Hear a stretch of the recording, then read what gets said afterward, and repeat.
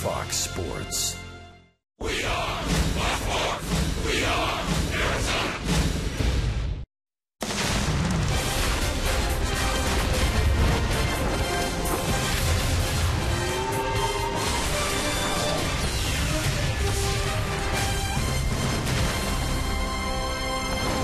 Any fish in there? Well, nobody said this was going to be a walk in the park. Hopefully some D-backs winds flowing from Papago Park down to Chase Field. It's July in Arizona. That means D-backs baseball, and this homestand continues with a visit from the Marlins. The D-backs, the first of three against the Fish here on Fox Sports Arizona. And good evening from Chase Field. Welcome to the broadcast. Steve Berthew, Bob Brenly along the way. The Diamondbacks and the Marlins, the first of three. The good news is, despite this losing streak the Diamondbacks are on right now, Bob, last time we played in Miami, the Diamondbacks won 4 straight. Yeah, better days back in those days. Yeah, going down to Miami, playing against a team that was obviously in severe disarray. David Peralta with the game-winning RBI in the 13th inning in the opener of that 4-game series. A.J. Pollock with a pinch-hit homer, which I think we both agree kind of jump-started his season, really got him going offensively. Chase Anderson with a gem in Game 3.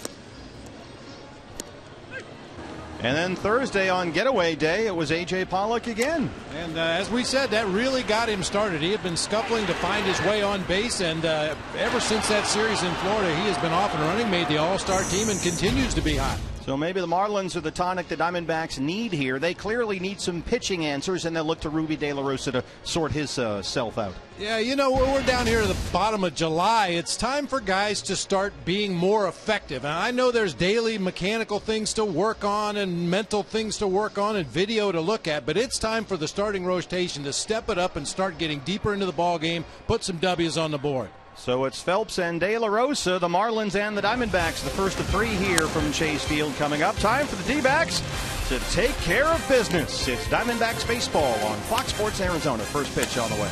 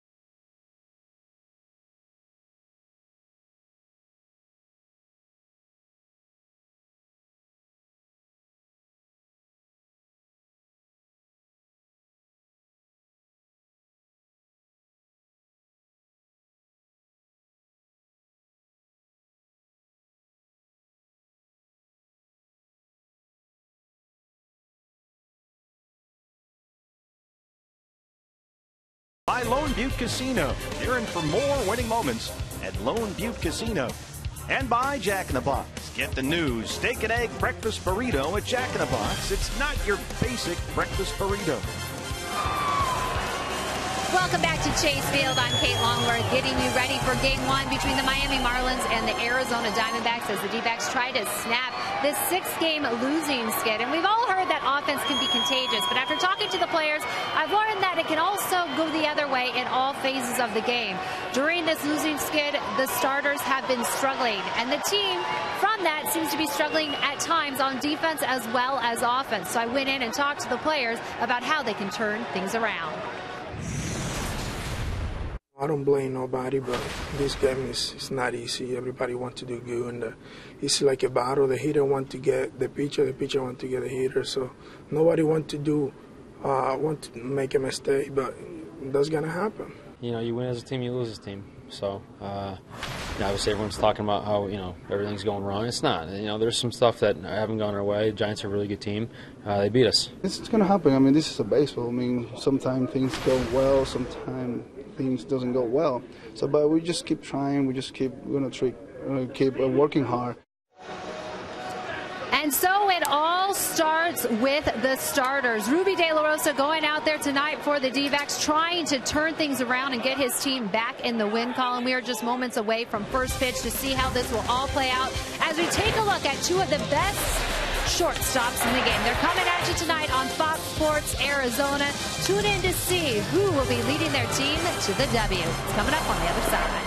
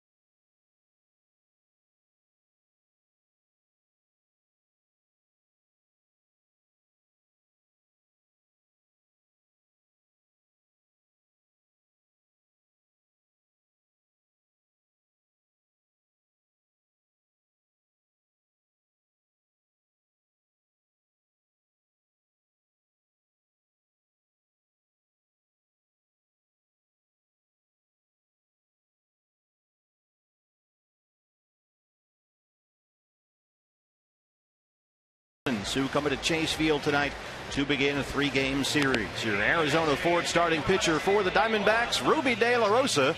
It's been a month since he's won a game. His manager is Chip Hale. He is so effective when he pitches down in the zone. He's able to pitch inside to right-handed hitters. And if he can do those two things, his stuff plays really well. But if he's up in the zone and he becomes, especially if he's not throwing strikes, and they know what's coming, basically, he has any pitcher in the big leagues have a hard time. So even if he's throwing 98 miles an hour, if they know a fastball's coming, it's a lot easier for them to hit. The numbers on Ruby. The ERA is the highest it's been since the middle of last month. He has been very erratic and ineffective his last 2 starts. However, one of the best efforts of his career came against these Marlins at Miami back in May. Yeah, it was really good in that ballgame. A 13-inning Diamondbacks 3-2 win. He went 9 innings, gave up 6 hits and 2 runs in that ballgame. Was outstanding, doing exactly what his manager said. He was keeping the ball down. He was aggressively pitching inside. That has not been the case over his last couple of starts. Ichiro leads it off for the Marlins, and he is plunked. They're already without Giancarlo Stanton and D. Gordon, their 2 all-stars, and now Ichiro, it looks like, takes one in the wrist. I think it hit the bat. That ball really ricocheted. I'm just guessing here. We'll take another look. The way that ball reacted, it seemed to me like it had to hit bat. Yeah, right above his hand up near the pine tar. Hit by a pitch is subject to review. You can hear it hit the bat. That hit the bat. Larry Vanover, the crew chief, is the plate umpire. I think Chip Hale's going to come out and have him take a look at it right away. It's a pretty good acting job by Ichiro if it didn't hit him. Keep in mind, he's only 5 stolen bases away from 500 for his big league career. So you want to keep him off the bases if you can. And they're going to challenge and put on the headsets. I don't think that hit any part of Ichiro's left hand. The top hand from that left-handed side of the plate, it looked like it caught all bat to me. So Vanover, the crew chief, and Ron Culp, the first base umpire, will come over and put on the headsets, talk to New York. It's another replay review brought to you by Mix One. By the pitch. The review was initiated with a master challenge by the Arizona Diamondbacks. Well, Ichiro did play with Derek Jeter in New York, one of the best actors on pitches that came inside. He sold that one. Well, he's been pretending that he can't speak English for years, and apparently he speaks perfect English. I guess if you're in that situation, you got nothing to lose but to try and fool him. Give it a shot, yeah. No question, De La Rosa gets it in there, but you can see the way that ball reacted. I mean, it shot off of that bat over into the on-deck circle. If that would have caught any part of his hand, I don't think it would have had that same kind of reaction. Let's listen to it hit the bat. No, you can hear that plain as day. Yeah, there's a specific sound a bat makes when the ball hits it and the batter has already loosened his grip on the bat, and that's the sound I heard. Well, it should be strike 2. We'll see what happens.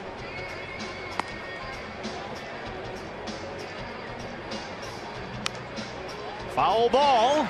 He is coming back to the plate. And the Diamondbacks win the challenge. The hit by pitch call is overturned. And he looks like a kid that got his hand in the cookie jar there. So our updated replay review standings brought to you by Mix One. Now 21 calls overturned this year in games involving the Diamondbacks. So now he's got to put the whole thing back on. Yeah, the yard sale. He's got to put all the gear back on now. He'll get all his accoutrement up there, and it'll be a 1-2 count on Ichiro. Well, you would think he would want as many at bats as he can get. He's only 104 hits shy of 3,000. And he starts this ball game at 265 with 1 homer. Of course, well over 4,000 hits combined in both the U.S. and Japan, but he's, of course, looking for the magic 3,000 number here in the States. So it's a ball and 2 strikes.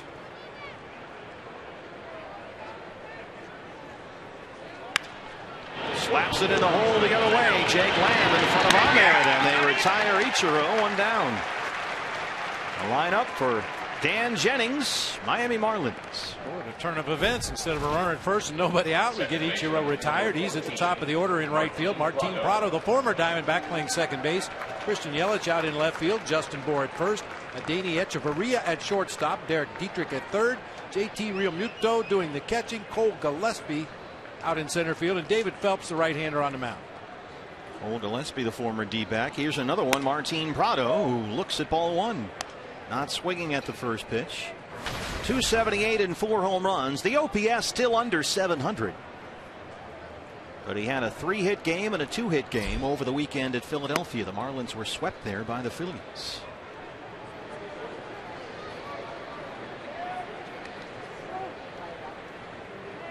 Prado just back from the DL following the All-Star break. He missed 25 games with a right shoulder sprain. He's been out since June 14th. Ruby behind 3-0. And a pretty good series for Martin against the Phillies. Not so much for the Marlins. A 4-pitch walk to a guy that always takes till he gets a strike. Every pitcher in the league knows that about Martin Prado. You throw the first fastball right down the middle of the plate, jump ahead 0-1, and then go to work. So now he'll have to go to work on the red-hot Christian Yelich, the young left fielder. 263 and 5 home runs. He's hit safely in 5 straight.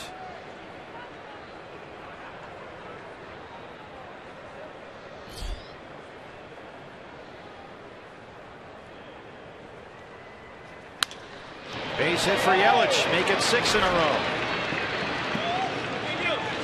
Play Yelich.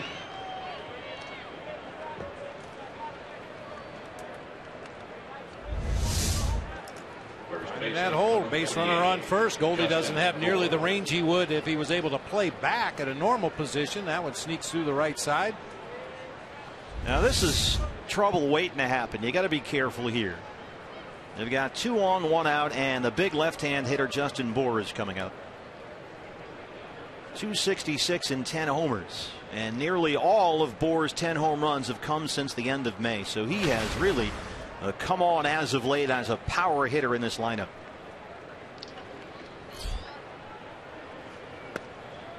And that's not good news for Ruby De La Rosa. He does lead the National League, actually the major leagues, in one category, and that's home runs allowed with runners on base. 13 of them, tied with Kyle Loesch. I mean, this guy is built like he's playing in a softball beer league, and he hits like it too. Knocks it past Goldie. They'll stop Prado at third, and right away Bour back in time. Ruby's in a bases loaded 1-out mess.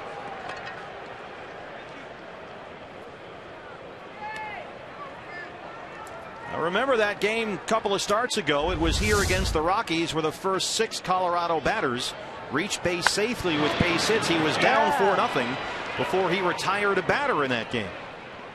Well, even though they didn't get the out at first, you like the awareness. CO trying to sneak in behind Justin Bour as he took a big turnaround first, and Goldie cut it and flipped it right back there, but Bour able to get on the bag safely. Number 3. So they're loaded with 1 out. Prado at third. Christian Yelich at second. Big Justin Bour at first. And Adeiny Echeverria, the shortstop, steps in. He is continuing to improve as an offensive player. Hitting .280 this season with 4 homers. And he's been moved up in the batting order. Double play ball here. Ahmed Owens, they need this one and they get it. Ruby De La Rosa dodges a big bullet here in the first. Marlins have him loaded with 1 out and they cannot get a run across. De La Rosa escapes trouble, and we're still scoreless in downtown Phoenix.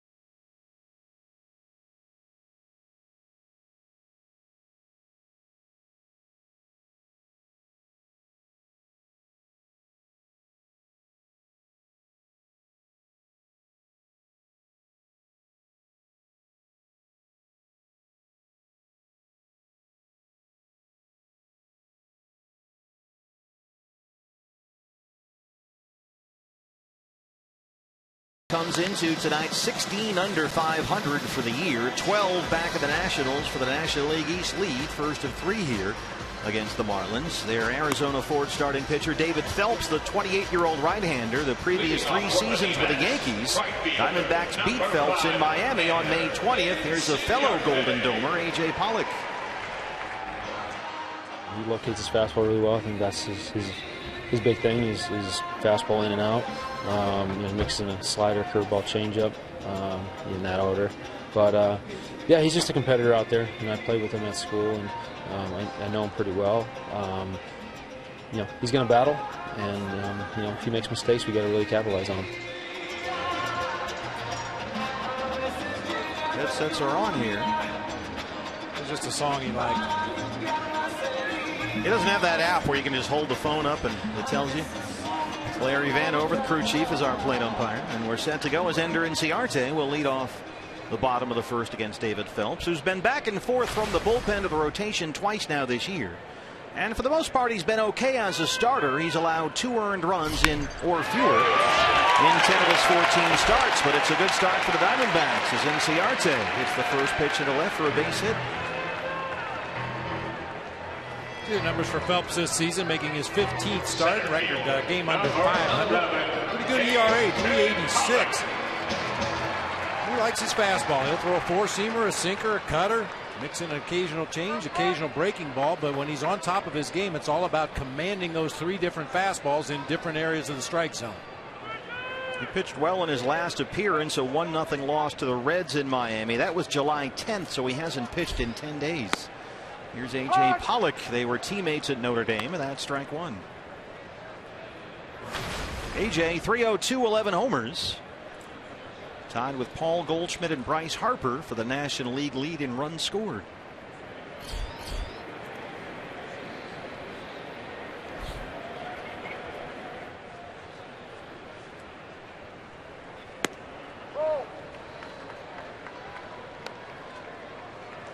A.J. 5 hits in the Giants series. He's batting .345 in July.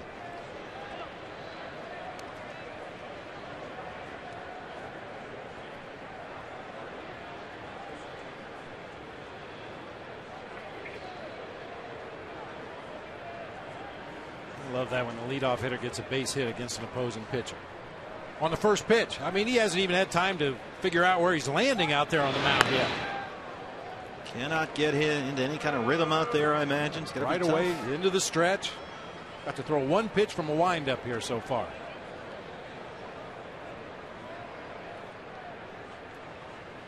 Not to mention all the other concerns. Will Ender Inciarte run? Will they play hit and run? A.J. Pollock capable of bunting for a base hit or hitting it out of the ballpark. There's a lot of different things can happen when that leadoff man gets on. Plus, you've got Goldie lurking in that on-deck circle, and he has been a first-inning masher. 1-1 to Pollock. Inciarte holds it first. That one misses up and in, and it's 2 balls and a strike. Diamondbacks beat Phelps in a start at Marlins Park May 20th. He allowed 4 runs, 5 hits in 5 innings. He also walked 3 in that ball game, a 6-1 Diamondback win.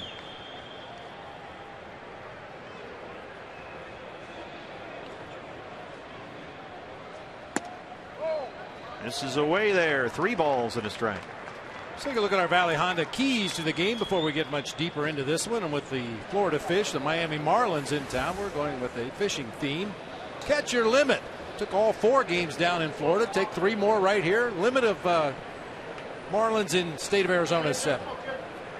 And wiggle off the hook of this losing streak. 6 in a row for the Diamondbacks after playing some good baseball before the losing streak. Double play ball. Echeverria, Prado, and they roll it 2 down. Well, Phelps, when he's on, will get you his share of ground balls, and it's a good example right there. I mentioned Goldie, first inning masher, a .366 batting average in 89 plate appearances. He's got 5 home runs in the first inning of a ball game. He's drawn 17 walks in the first inning, scored 12 runs and driven in 17. That's why he's hitting in the top 3 in the order. Want to make sure he gets an AB in the first. Leading the National League in hitting, leading the majors in RBIs, and he takes ball 1.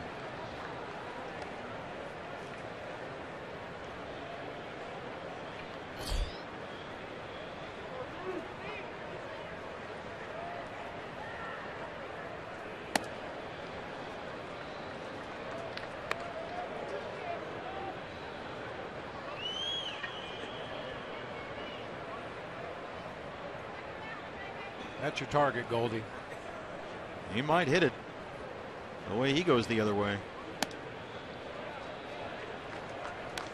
Of course, the other thing about Goldie, no player in baseball has drawn more walks this year. And he's ahead 3-0.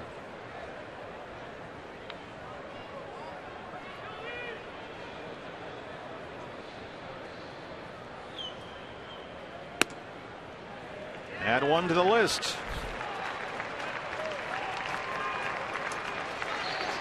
By no means am I comparing Paul Goldschmidt to Barry Bonds, but you had a similar issue with Barry in his heyday. Had such a great eye for the strike zone. He wouldn't swing at bad pitches. He'd take his walks if you didn't throw it over the plate. And if you did throw it over the plate, pretty good chance he was going to hit it hard somewhere. Speaking of hitting the ball hard, here's David Peralta, who's done nothing but for the last 3 weeks or so.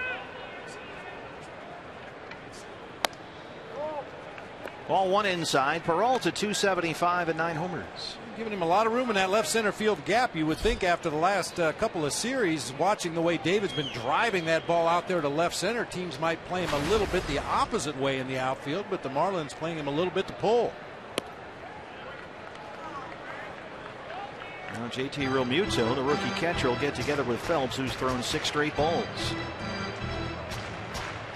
By the way, apparently there was a problem, and still is a problem, with the Marlins replay review equipment in their clubhouse. So that was the reason Larry Vanover was over there talking to Dan Jennings before we started the home half of the first inning. If the Marlins do have a close play, they will give them a little more time to look at it and decide whether they want to review. So just a heads up for you. 2-0. There goes Goldie. What a jump. No throw. He was halfway to the bag by the time Phelps even started his motion. There he goes. I mean, he took off at least a half a second, maybe a full second before Phelps even lifted his front leg. That was a courtesy slide there. Nobody was even covering the bag. That's how big of a jump he had. And Jennings, of course, was the GM and is now the manager. We were there when that started. Hadn't really gone all that well. He'd probably like to get back on the elevator and go upstairs the way this has gone. Of course, since he took over, they lost Stanton and now they've lost Gordon. So they've had some key injuries. 2-2 on Peralta. No Giancarlo here, out with that broken hamate bone. Well, we certainly don't miss him after the national anthem, but he's fun to watch in batting practice. We do miss that. Called strike 3 inside. Larry Vanover rings up Peralta. A little delayed mechanic there. That'll end the inning. A borderline strike goes against the Diamondbacks right there. Well, might have caught a little part of the strike zone. Anyway, no score after 1.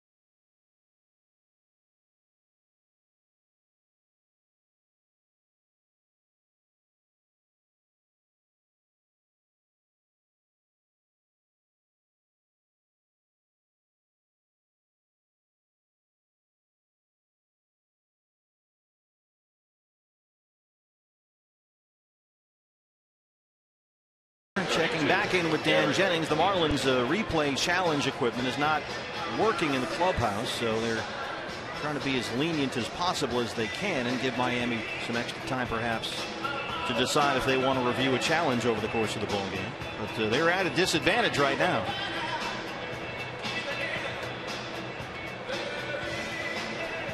So how's it work? All right, let me check. Yeah, all right, can you hear me?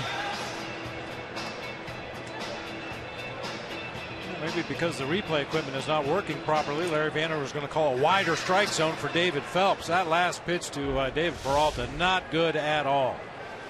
Well, Ruby left a little to be desired in that first inning himself. A walk and 2 singles. He had a bases loaded, 1-out mess, got a double play ball to get out of it. So hopefully he can settle in here as Derek Dietrich, the third baseman, leads off the second. That's that pitch we were talking about. Strike 3 to David Peralta with a runner in scoring position. A good ball or 2 off the inside corner. Right to Chris Owings.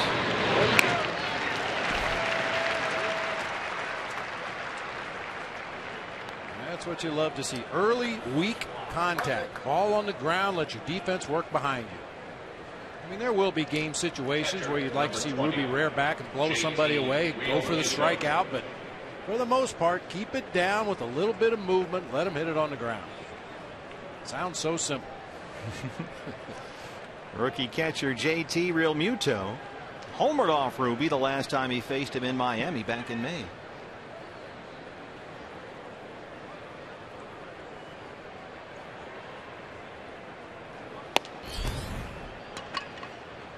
Realmuto 247 and 5 homers. 24-year-old rookie catcher.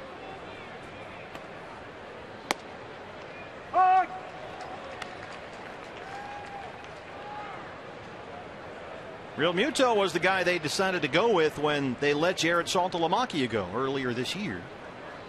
Even with about $14 million left on his contract, they like this young man.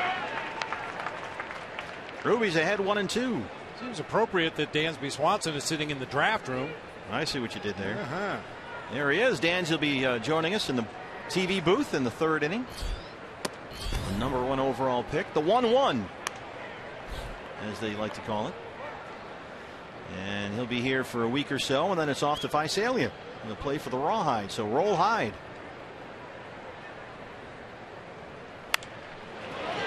Popped up, third base side. Out, easy. On the roof of the dugout.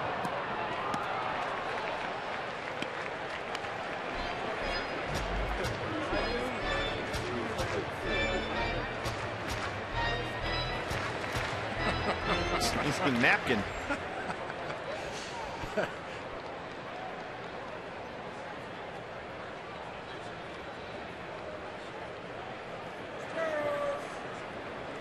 That play mid-bite. Didn't even drop his candy bar. 2-2.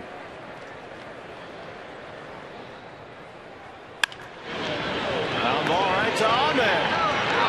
That's what you're looking for. Ground ball outs from Ruby De La Rosa. 2 down. And that double play to end the first, and 2 quick grounders here to open up the second brings up Cole Gillespie, the former Diamondback. Cole Gillespie.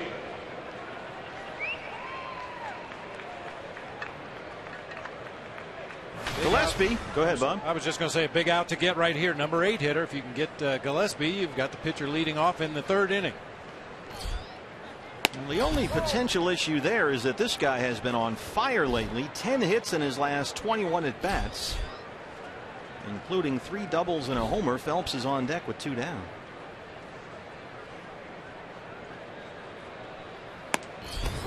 .98. Ruby humped it up right by him. Yeah, last 10 games, .382. Had 3 hits Sunday in their loss at Philadelphia.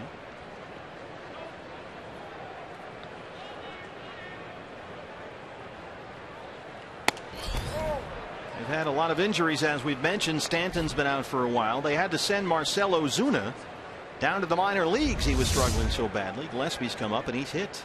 That was a better pitch than strike 3 to David Peralta. Yeah. Man. Come on, Larry.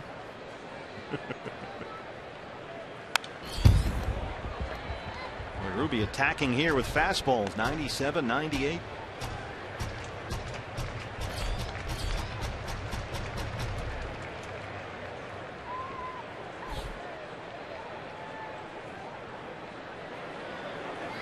Randy Johnson getting down to speech time in Cooperstown.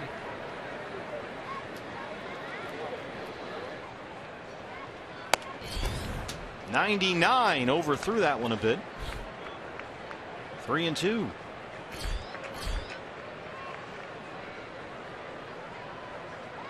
Ruby feeling it tonight.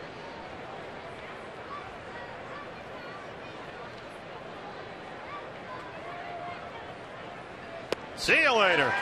Took something off. He went 97, 98, 99. Got him out with 88s. The changeup to end the second. No score.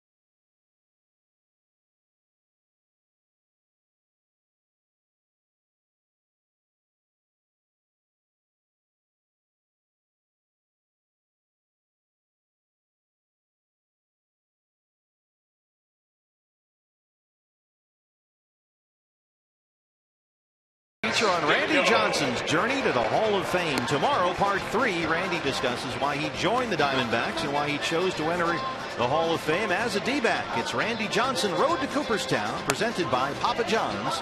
Tomorrow at 6, only on Fox Sports Arizona. We are full of greats here at the ballpark. The champ is here. Oh, my. How about that? Muhammad Ali, the greatest of all time, is with us at Chase Field tonight. He punched me in the chin back in spring training 2001. Came out to a ball game over in Peoria against the San Diego Padres, and had an opportunity to meet the champ, get my picture taken, and he planted one right on my chin. Wellington Castillo. You and Howard Cosell.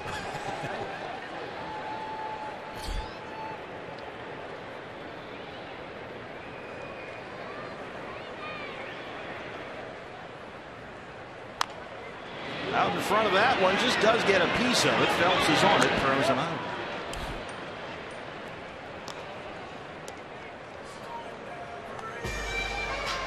Third baseman, number Brings up Jake Lamb.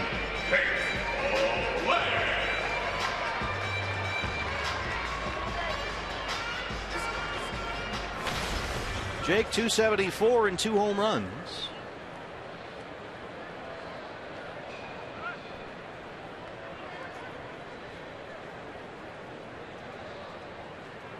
I don't mean to put you on the spot here at all, partner, but I've been told you do a real good Cosell. No, it's terrible. Huh? Mitch Riggin. First rule I've learned here: don't listen to the truck. I think that's probably a good rule to live by. Yeah. If I could unplug this thing right now, believe me, I would. Everybody does it. You could do Howard Cosell, right?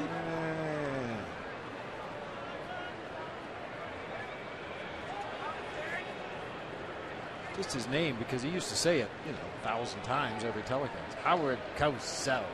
There you go. Howard was great on baseball. I'm a big fan of Howard on baseball. Moore. Phelps covers 2 down. He was, of course, always famous for Monday Night Football and all the great fights. Down goes Frazier, all that stuff. But he did a lot of big postseason baseball games in his day. Second baseman, number 16, Chris Owings. Chris Owings down. Beautiful day here in downtown Phoenix. It was really nice today. Not too hot.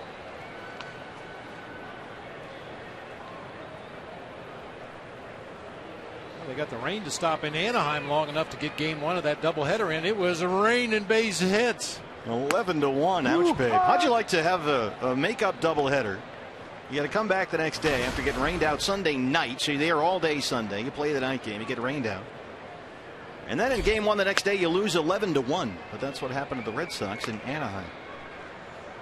I didn't see it, but I was talking to Chip Hale before the ball game, and he said the Angels they scored like 7 runs on 8 pitches. Some ridiculous thing like that. Base hit, hit batter, home run. I don't know what all happened, but apparently it collapsed quickly on the Red Sox today. Well, clearly their pitchers weren't warmed up properly. Oh, now, come on. We know that wasn't the issue. 2-1.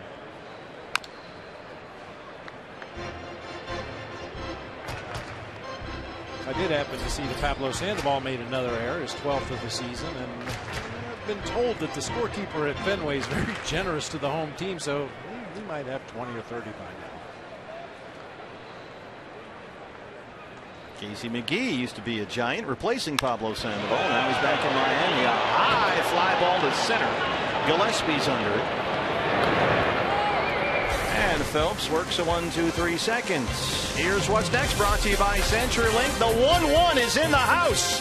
Dansby Swanson when we come back.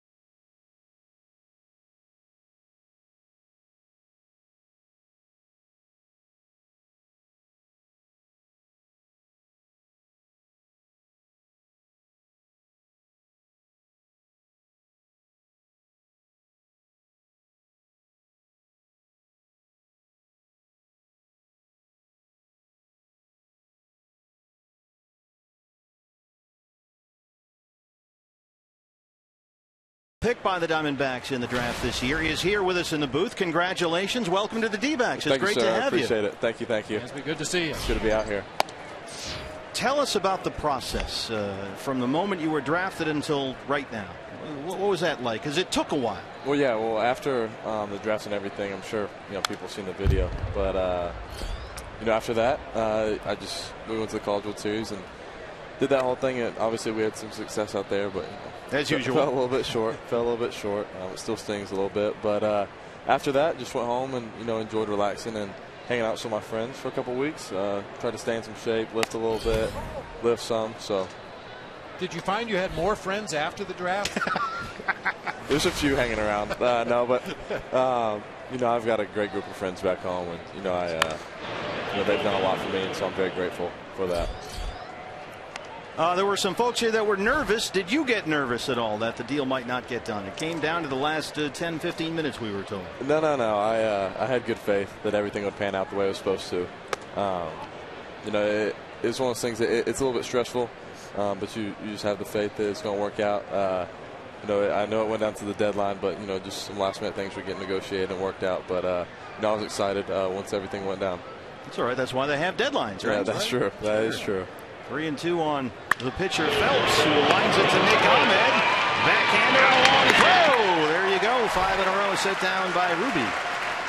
Now, you played, correct me if I'm wrong, second base last year when you were the most outstanding player at College World Series. This year, shortstop, right? Yes, sir. Is there a preference, a difference for you, one or the other? I love shortstop. It's my passion. I love being a part of it. Now that's the moment where you were picked. It's a pretty special moment. I bet. That was nuts. But yeah, I love shortstop. I love the angles. I love the leadership that comes along with it. I just think it's a great place to be, and like I said, it's something I've done for the last 15, 16 years of my life. That was quite a reaction by your teammates. That had to be special. I mean, I know I've run into a few 1-1s in my life, and they don't always get the same reaction from their teammates, but you could tell the guys were honestly and genuinely happy for you. Oh, it was incredible. Like I've told everyone, just being able to be on the field like that, with, as you see, my teammates, the coaches, family, just everybody that's really close to me, and I attribute a lot of my success to. I'm very thankful for each and every one of those guys, and they propel me forward. And my biggest thing is, they push me to be a better player, but probably as a better person is what I'm most proud of.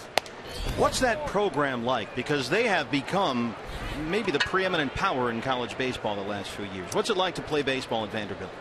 It's very, very special. It's a family. When you're able to come together every year with new guys. And basically create 34 new best friends every year. I think that's a special moment, and we hold ourselves to high standards. But it's not only to perform our best on the field, but we try and perform very, very well academically. I believe our team GPA was like a 2.98, which is it's Vanderbilt. You have to, right? Yeah, you do. Yeah. It's a tough school, and we take pride in getting good grades there, and then. You look socially and giving back to the community. We try and have an impact on that as well. Did you hear from any of the other Vanderbilt guys that have maybe gone on to Major League Baseball already ahead of you? Oh yeah, I always have to give a good big shout out to David Price, just because he's been kind of like my big brother the past couple months. Mentoring, just talking to me, giving me a hard time, all that type of stuff. So I'm very, very grateful to have him in my life. The other guys, Sonny Gray and Pedro Alvarez, they're phenomenal guys. Everyone comes back that's in pro ball. They all come back to Vandy during the offseason and hang out with us, just give us a lot of knowledge and input and, help us vault our careers forward. Here's Martin Prado after the walk to Ichiro. Let's take a look now at our State Farm Farm Report.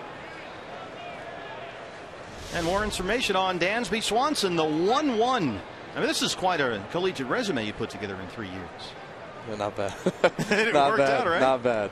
So the V on your hat could also stand for Visalia. What have you heard about nice. Playing for the Rawhide? Well, I've heard that they're a great group of guys. They're obviously doing very well, and I believe they clinched a playoff spot, and they're doing very well. So whenever I go out there, I'm just going to try and basically contribute as best I can. Whatever that may be. Now, I understand last night you had a dinner with some folks, right? I did. How'd that go? Who was there and how'd it go? Tony La Russa was there, Dejon Watson, Dave Stewart, Brennan, Sam, Nate, Kristen.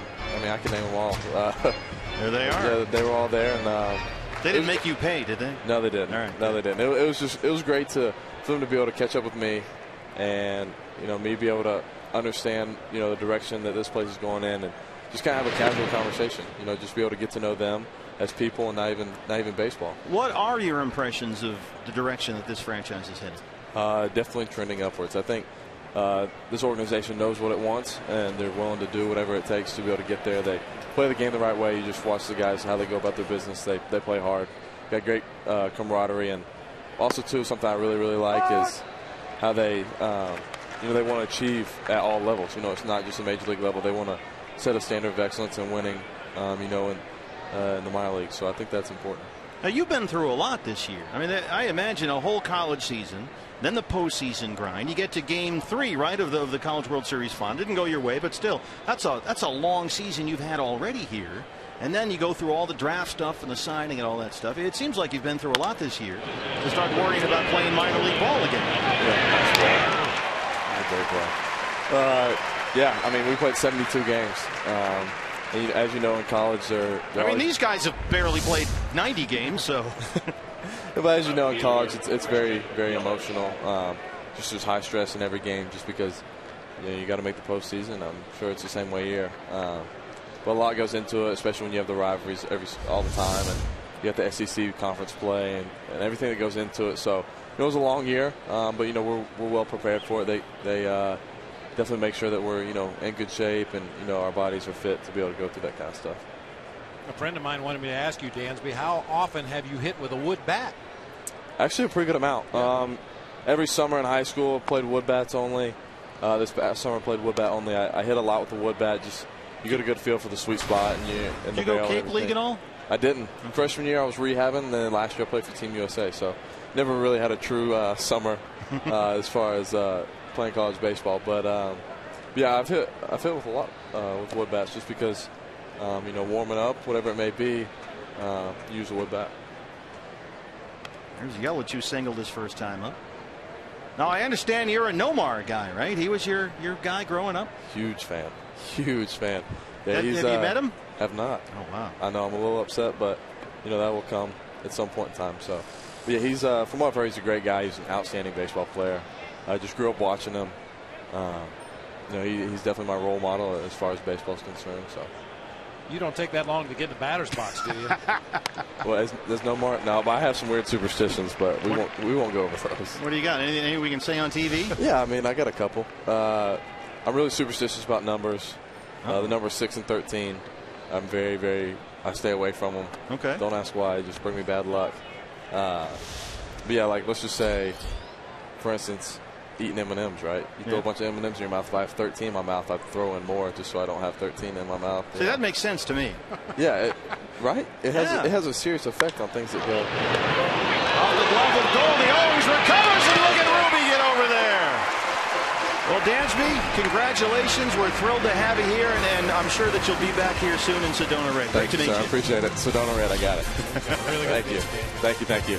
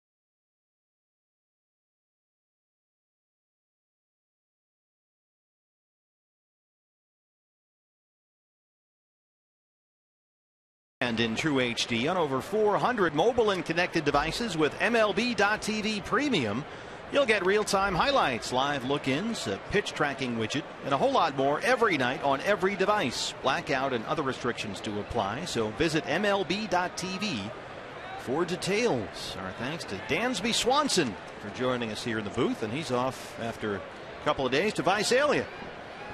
He's going to like that Cal League. There's a lot of ballparks there where it really jumps, as you can imagine, up and down the coast in the central part of California. It gets hot in the summertime. Infields get hard. He might hit about 500. It's been a long year for him. He's been through a lot this year, that's for sure. But we heard a lot about the makeup and the character of the young man, and it sure seems like those reports were right on the money. Handles himself very well. Nick Ahmed leads off the third against David Phelps. Blasted high and deep to right center. Gillespie won't get there, and Ahmed is on the run. He's going to get 3 here.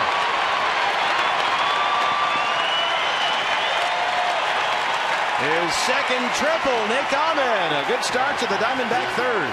And hopefully a turnaround for Nick Ahmed. He had been 1 for his last 21 with no walks over his last 5 ball games, but absolutely smoked that ball into the gap. I mean, that's an easy triple. Nick runs a lot better than I think a lot of people realize. He's a long strider, and once he gets moving, turns that corner at first base, he was thinking about 3 all the way. Yeah, he could have walked from second base to third. Yeah, there wasn't even a whisper of a play over there at third base. Went in standing. So here's Ruby De La Rosa, the infield in for the Marlins. Ball upstairs, 1-0.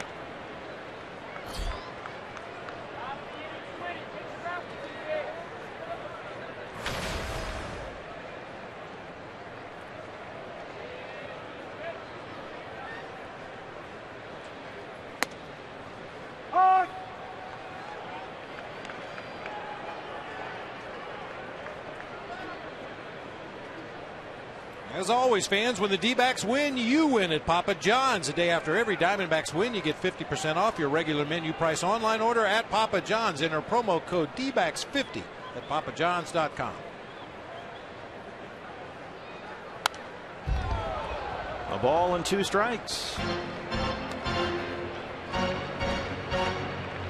Ichiro Suzuki, he's a big yoga, Pilates, stretching guy. He does it, he says, 4 different times a day.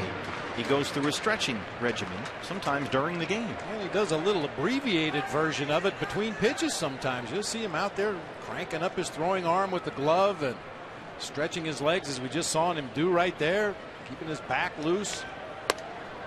Ruby waves at a high fastball and strikes out. Second strikeout for Phelps, and that's the first out here in the third. Well, it is 41. He'll be 42 years old in October.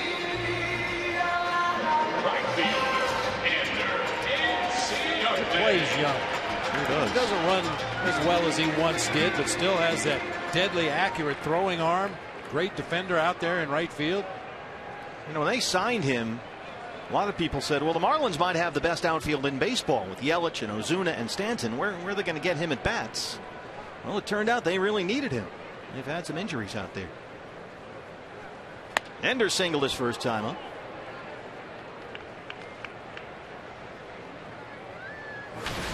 Oh for 4 yesterday in the loss to the Giants. That after a 3 for 5 day Saturday, his first start back from the DL. Infield still in for the Marlins. Phelps a little wild here. He's behind 2-0. He has not been efficient so far in the ballgame.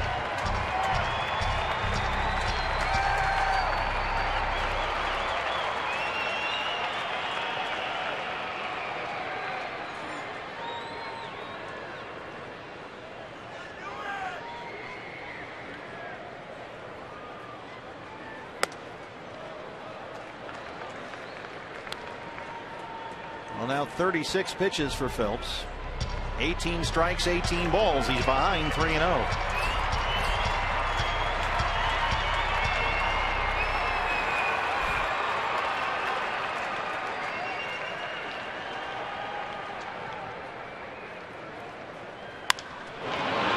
Echeverria. Ahmed has to stay put. 2 down. Big out there for Phelps.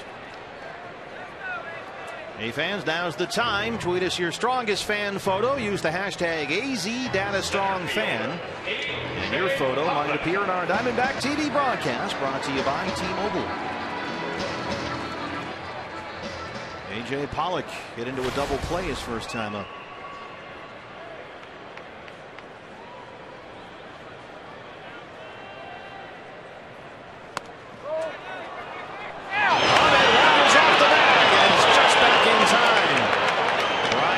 Third base up, says safe. And Jennings is out on the field.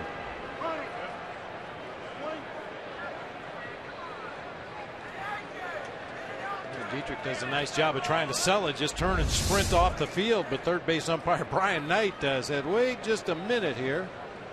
Doesn't look like Miami will challenge. Remember, their equipment was not working earlier. And they're trying to signal the third baseman Dietrich to come in. It's probably wise they didn't feel that play. It looked like Nick was able to get his hand on the bag before the tag was applied. 2-0. Yeah, but they were. It was like a fire drill over in that first base dugout, trying to get Dietrich to come in and protect against the bunt. AJ was showing bunt on that first delivery. Yeah, coaches are all on the top step, waving him in.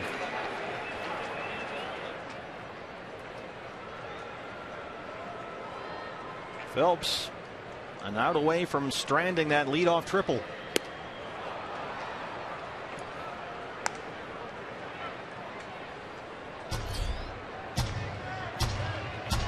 $20 balls, 20 strikes.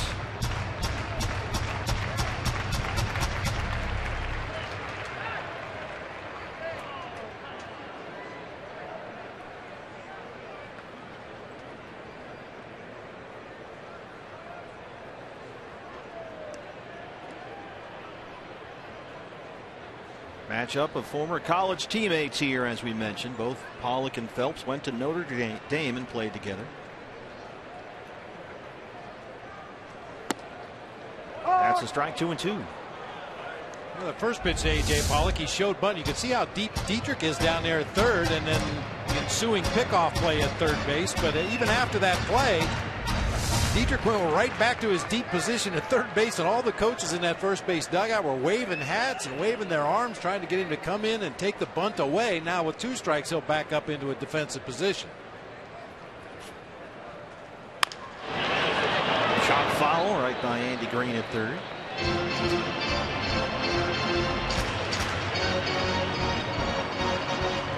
They're backing up just a little bit. That at bat by Ender Inciarte. A 3-0 2-hop ground ball to the shortstop with a runner at third base. Those are the kind of at-bats that would make a manager take the green light off 3-0. It's got to be hit hard. You've got to get a pitch that you know you can drive, and even if you hit it right at a defender, that's all right. But a little two-hopper at the shortstop, that's not a good enough swing. 3-0. Close pitch there, but AJ gets the ball, and it's 3-2.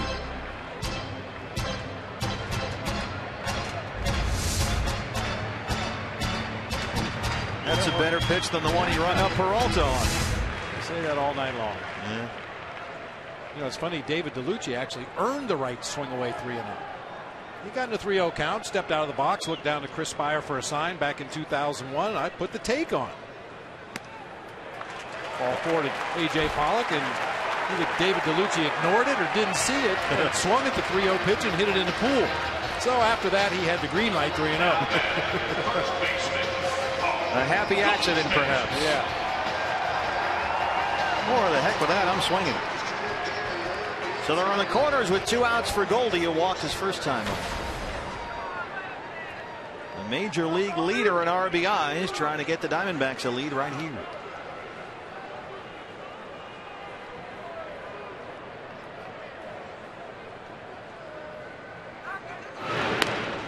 It's really hard to find a situation where Goldie does not excel. 2 outs and runners in scoring position. The league average in the National League is 232. Goldie's hitting 485 in this situation.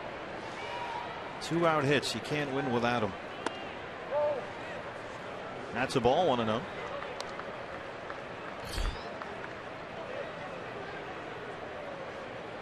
Goldie had a pair of hits yesterday against the Giants. Had a 2-hit game to open that series. And that ball was making a good sound coming off his bat yesterday. A couple of well-struck line drives.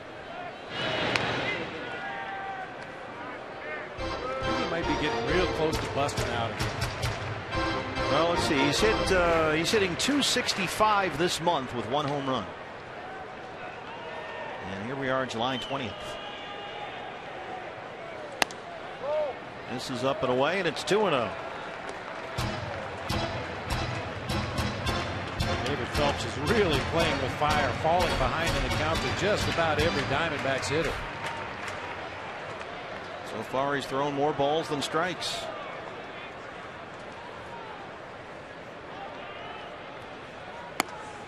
That one's in there.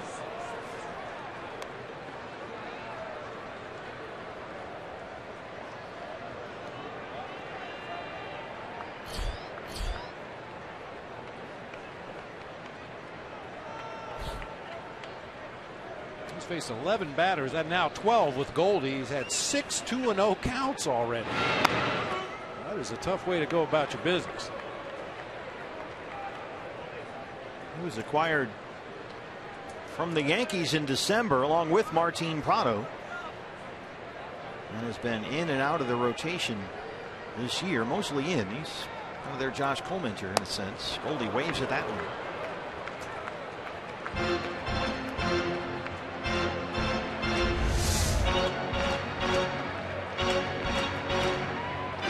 Different look with that fastball. I mentioned at the top of the show, he'll throw a 2-seam sinker, which looks like a sinker. He'll throw a little cutter that looks like a baby slider, but every now and then he'll just throw a 4-seam fastball up in the zone, try to get a pop up or a swing and a miss. Able to sneak that one by Goldie. It's full, 3-2. Now AJ will get a running start at first.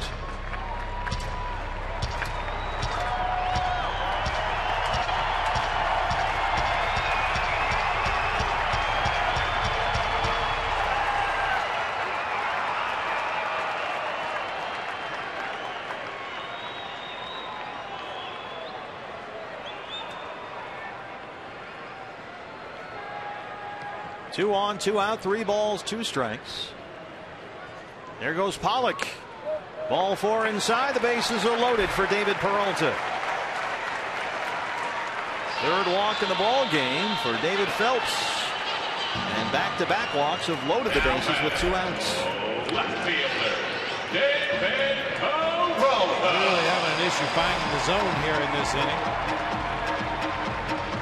Well, it was Peralta, you'll recall, that was punched out on a borderline strike by Larry Vanover, a pitch that appeared to be inside. And Phelps has already thrown 50 pitches and more balls than strikes.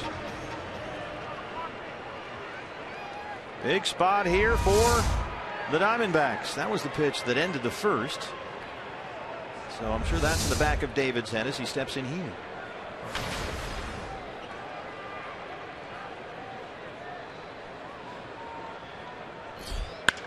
Base hit. Here it comes on that. They're waving A.J. Pollock. Here's the throw from Yelich. It's cut off and rolls away.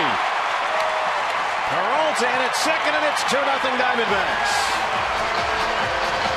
He jumped on the first one. He wasn't going to wait around.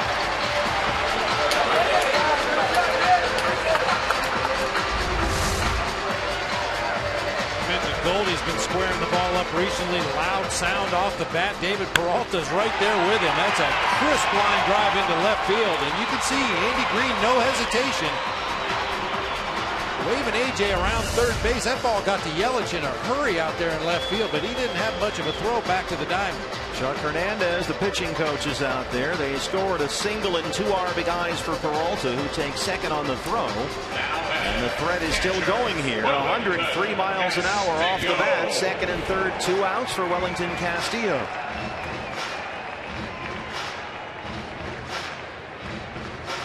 That's one of the things you warn your base runners about in the advance meeting. If there's an outfielder on the opposing team that has a weak throwing arm, sometimes you'll send guys in situations where you normally would not, and you need to let your players know, let your base runners know, hey, on a ball hit out to Yelich in left field, or whoever the outfielder happens to be, if he's got a weak arm, we're going to challenge him. So don't be surprised.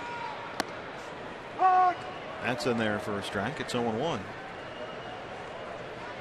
Castillo grounded out back to the mound his first time up. 2 out hits. The Diamondbacks just could not find one yesterday when they had their opportunities. In a 2-1 loss to the Giants, you can't win, it seems, without those 2-out hits, and they just got a big one right there from Peralta. Hey fans, anytime the D-backs score 5 runs or more, Taco Bell is giving away 3 free tacos with the purchase of a large drink between 4 and 6 the following day at participating locations. Well, you got a crooked number up there, a chance right here to get really crooked. With a goal to get third, Peralta at second, and still 2 outs.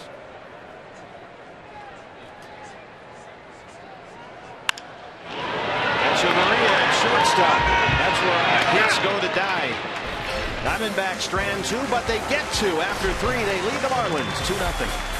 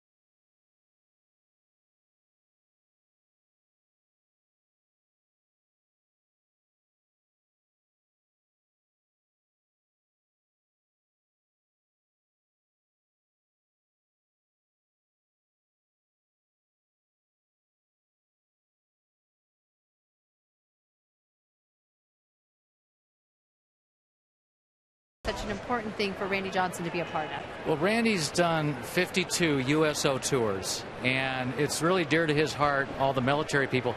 He looks upon them as his heroes. So that's why he did it. Yeah, and speaking of those heroes, we're joined by 2 of them who will be making the trip with Randy Johnson out to Cooperstown. Roy, what is this honor like for you?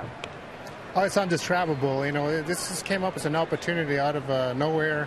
Thanks to, you know, organizations like that, you know, thanks to Brian, thanks to Sandra, Wonder World Project. This is, you know, I just can't explain it. You know, we're just an adrenaline rush right now for this opportunity. Just, you know, just happened to happen to me, and representing all the Army military, you know, the wounded. Yeah, I can't even imagine. And Kenji, you got to talk today with Randy Johnson. What was that like? It was awesome, and coming from a Seattle Mariners fan, it was easy to get into this game because when taking pictures, I seen everybody say Seattle. Did not think that was too funny, but I was laughing. Turned Arizona Diamondback fan, I'm sure. Well, you guys enjoy the week ahead, and I think just like Randy Johnson, a hero to many, but you guys are the real heroes. Thank you for your service. Let's go now back up to you guys. And that's where the 51 will go, August 8th, right after the Cooperstown ceremony coming up at the end of this month. Boy, what a thrill to get to go to Cooperstown to see Randy get inducted this weekend. Danny Echeverria, after Bohr flying out to center, lifts this one deep to right, but playable for Inciarte. A couple of quick fly ball outs here for Ruby to open up the 4th inning. He's been fairly efficient, even though he's not throwing a lot of strikes. He only threw 12 pitches in the first, 14 in the second. He did throw 18 in that 3rd inning, but it could have been a lot worse. He issued a 4-pitch walk to Ichiro and then went ball 1 to Martin Prado. And at that point, Wellington Castillo called timeout, went to the mound, had a very stern talk with Ruby De La Rosa, and was able to get out of the inning unscathed, and now has a chance to have a real quick inning. Derek Dietrich, the third baseman. Now,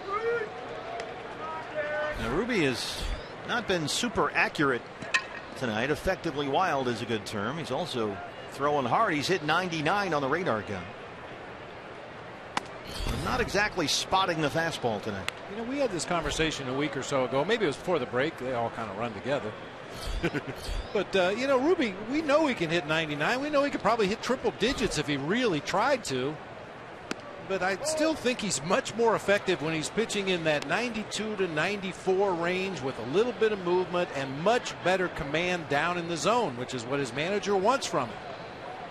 I mentioned you may get in a situation where you need a strikeout, and it's nice to know that you've got 5 or 6 extra miles per hour in the tank, but just to work your way through an inning, take a little off, be a little more accurate with your command, and get those ground balls.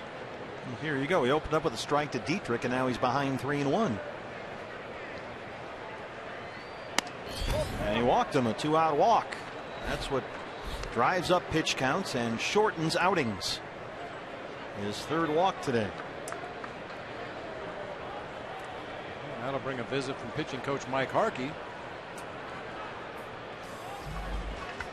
Well, Ruby hasn't won since June 19th. He beat the Padres here at Chase Field.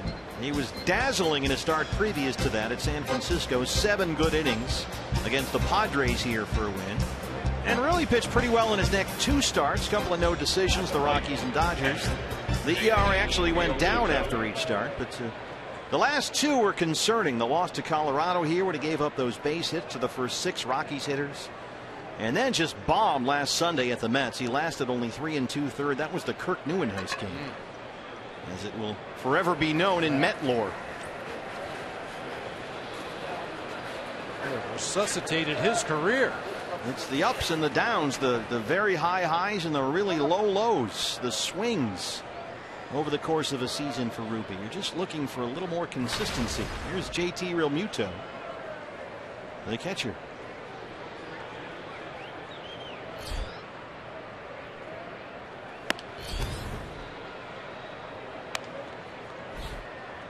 And if you're looking for the real highs, we'll look to the game that Ruby pitched at Miami in May. He was outstanding. He went 9 full innings on only 94 pitches. He could have come back out there and worked the 10th. Sure. But look at this last 3. It's just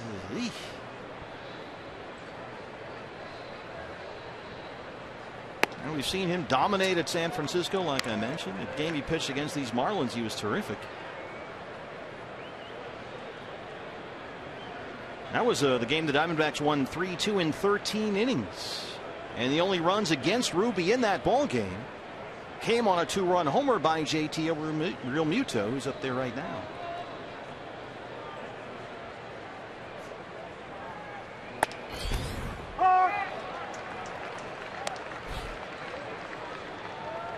There's Ruby's line from that day.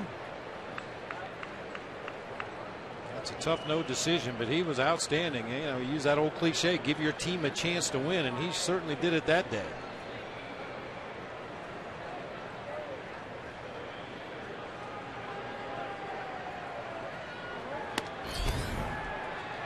Just can't throw a strike right now. He blocked Dietrich, and he's behind on Realmuto, 3-1.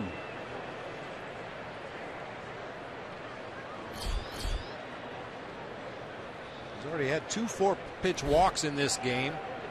We had Dietrich in an 0-1 hole before throwing 4 straight balls to him to walk him. Now on the verge of issuing another base on balls if he doesn't find that zone quickly.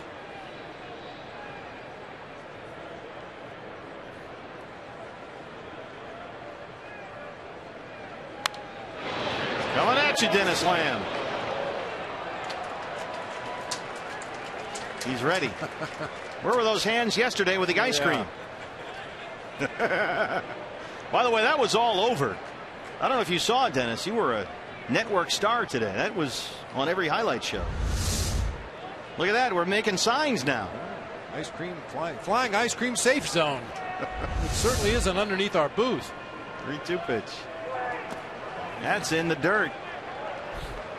2 fly ball outs, and he's issued a pair of 2-out walks. He's now walked 4 in the game. 4 pitches to get the first 2 outs. He's thrown 11 pitches since and walked 2. And the Diamondbacks coaches have said a lot lately. Ruby is just better than what he's shown over the last few starts. And Chip Hale said last weekend in New York he has got to bear down and do a better job for the Diamondbacks. And Chip put it very plainly after that ball game. He said for the Diamondbacks to be successful, Ruby has got to be one of their top pitchers. He has got to get the ball down and locate it.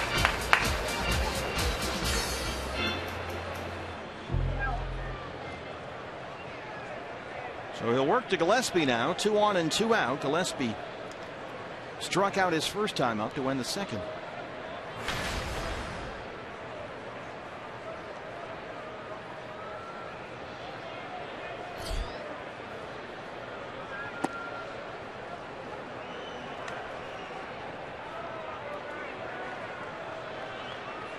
$30 30 strikes for Ruby De La Rosa.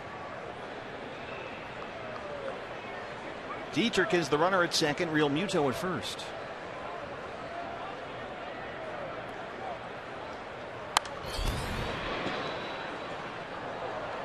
Boy, what makes it especially frustrating for a pitching coach and a manager when you talk about a guy like Ruby De La Rosa? He's got better stuff than probably 90% of the pitchers in the major leagues right now. Yeah. I mean, just velocity when he's in the strike zone, some late movement on that fastball. His slider can be really good at times. His changeup is outstanding. You look at the stuff and you say, man, this is a 20-game winner. And then he has lapses like this where he just can't throw strikes. Well, that's the age-old conversation you have, right? The difference between control and command. Well, I think he's lacking both right now. Control throwing a strike, command being throwing the pitch where you want it inside the strike zone. But first you got to throw strikes.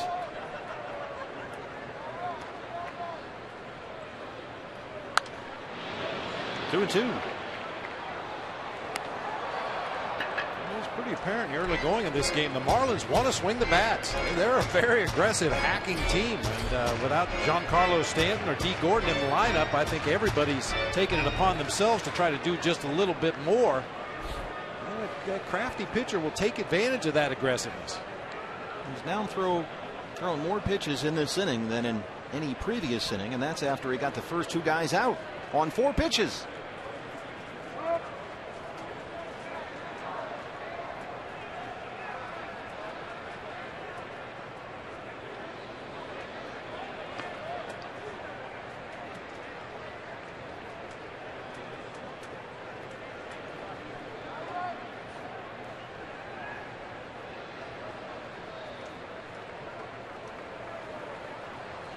Like to make something happen on this pitch.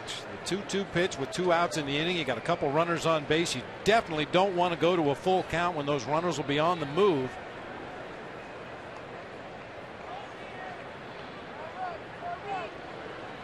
Up the middle, Ahmed. They'll get the out at first, and that's the end of the 4th inning. Diamondbacks lead it 2-0.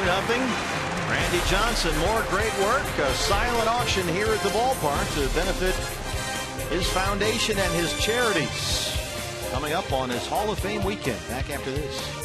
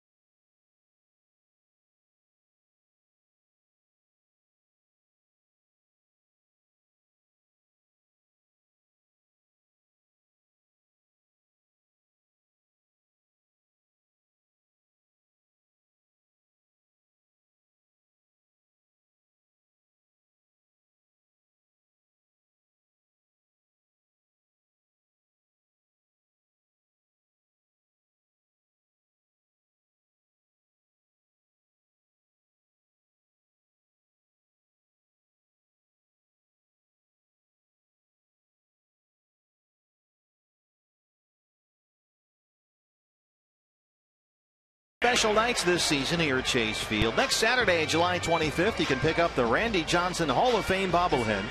And then Saturday, August 8th, join us pregame for the retirement of number 51. All fans in attendance get this commemorative T-shirt courtesy of Fry's Food Stores. Get your tickets for both games right now at dbacks.com. Some big nights coming up here at the ballpark. Diamondbacks lead the Marlins 2-0. And Jake Lamb will lead off the fourth against David Phelps. So Ruby De La Rosa labored through that inning. A couple of 2-out walks, but got through it. So here's Lamb, who grounded out his first time.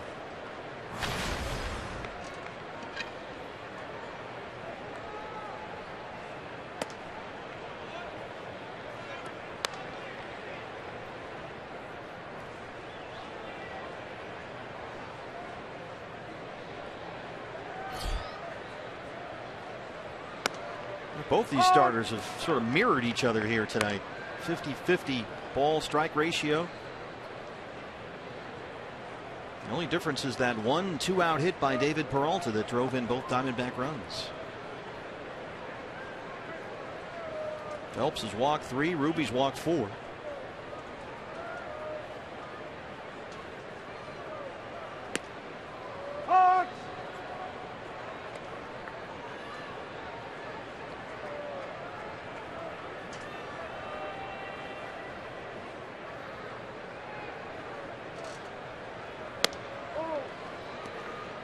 Two and two.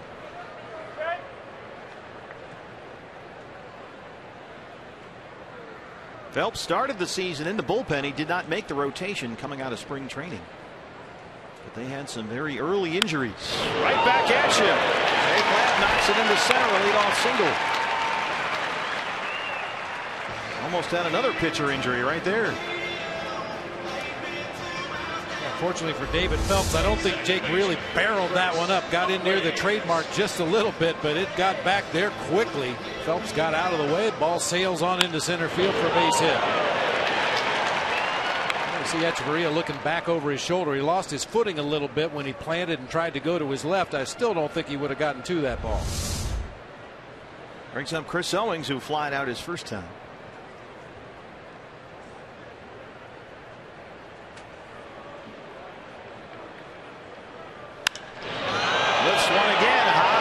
Center field. Gillespie's back there just shy of the warning track for a long, loud out number 1. Boy, CO, even his outs are making noise here lately. Shortstop, Nick Ahmed. Brings up Nick Ahmed, who tripled his first time up. You know, Phelps, once he got a chance to become a starter for the Marlins, he did all right. 13 starts, went 4-4. 3.84 ERA. A few stinkers in there, but for the most part he pitched pretty well. But by the end of the last month, he was back in the bullpen. They got healthy. Latos came back. Fernandez came back. And now he's back in the rotation.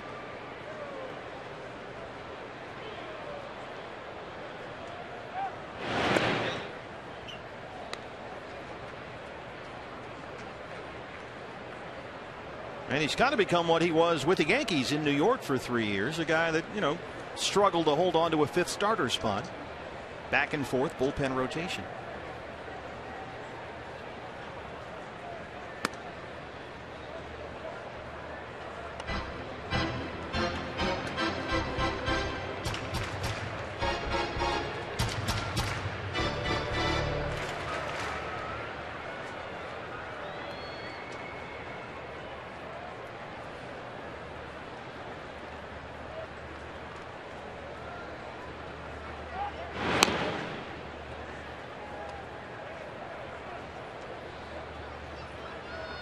Well, this game between the replay challenge right out of the gate, the malfunctioning replay equipment, the walks, the throwovers, it's kind of like an American League game. Rhythm, rhythm, rhythm.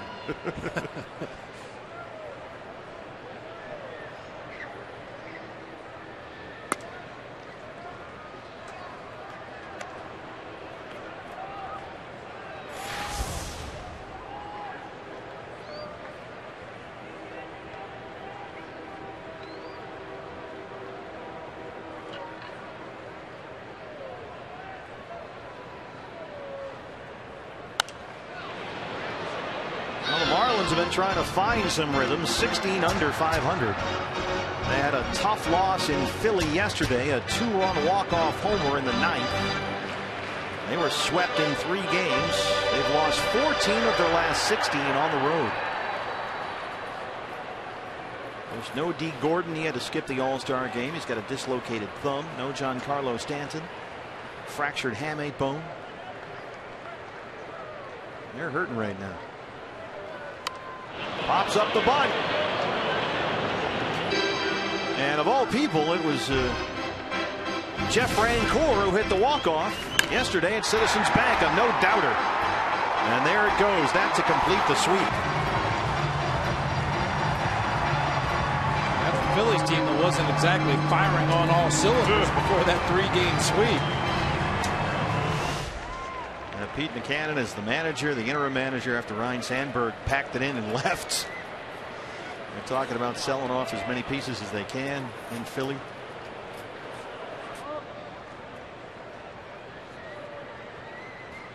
I'm not sure what the future holds for this Marlins organization, but the fact that Giancarlo Stanton and D. Gordon got hurt might have saved Dan Jennings for another year if he wants to be the manager next year.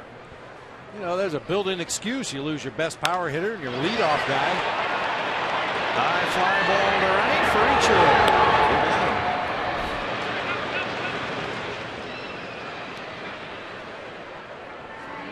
And of course, you're losing your 2 All-Stars. So, I mean, these guys were headed to Cincinnati for the All-Star game. And, I mean, D. Gordon, how many guys? We saw it in this series against the Giants this week, and Andrew Susak fractured his thumb sliding headfirst into a base. Same thing for D. Gordon.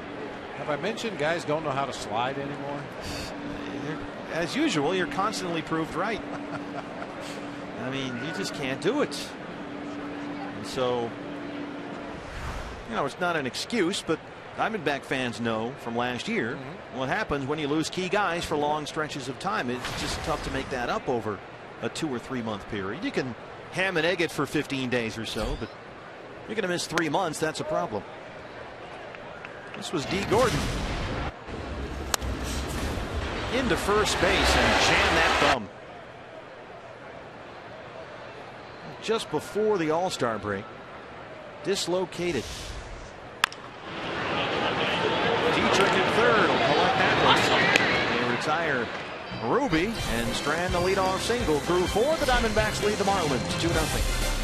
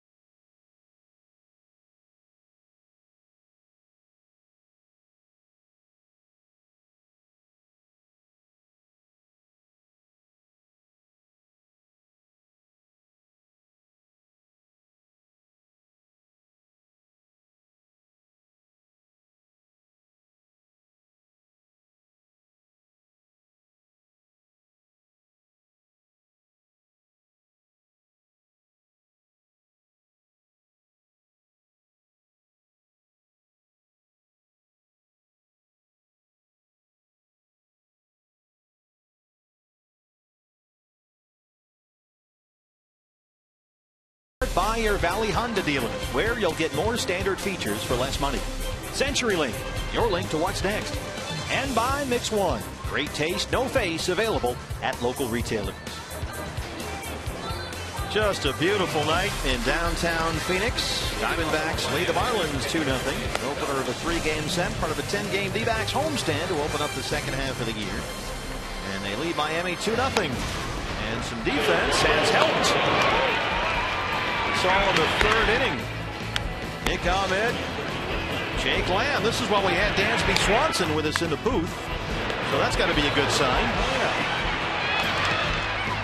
Got every infielder involved in that inning. Nick Ahmed made a nice play. Jake Lamb with a barehander, and then Goldie tipped one over to Chris Owings just so they could both get involved. Yeah, the old 3-4-1 put out at first. That happens all the time.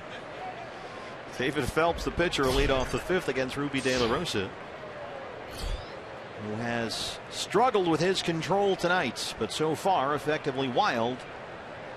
He's given up only 2 hits. He has walked 4.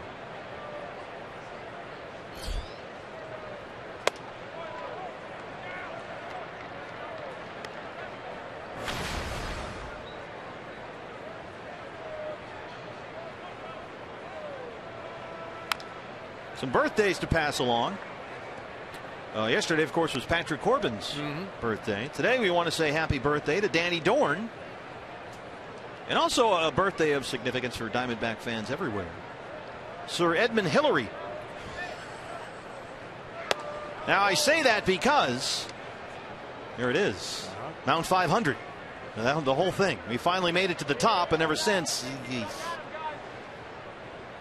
So, trying to get back. Yeah. You were watching Price is Right?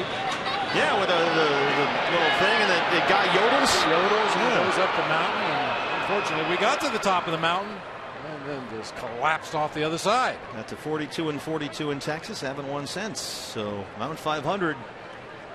We only mention that because it's Sir Edmund Hillary's birthday. It's also a very special happy birthday to Meg Buchan. Yeah. In our truck. This is the one time we do listen to the truck. Put the mute button back on after this. Phelps slaps it into right, a base hit. Nice job by Ender to get over there and cut it off. A leadoff single for the pitcher.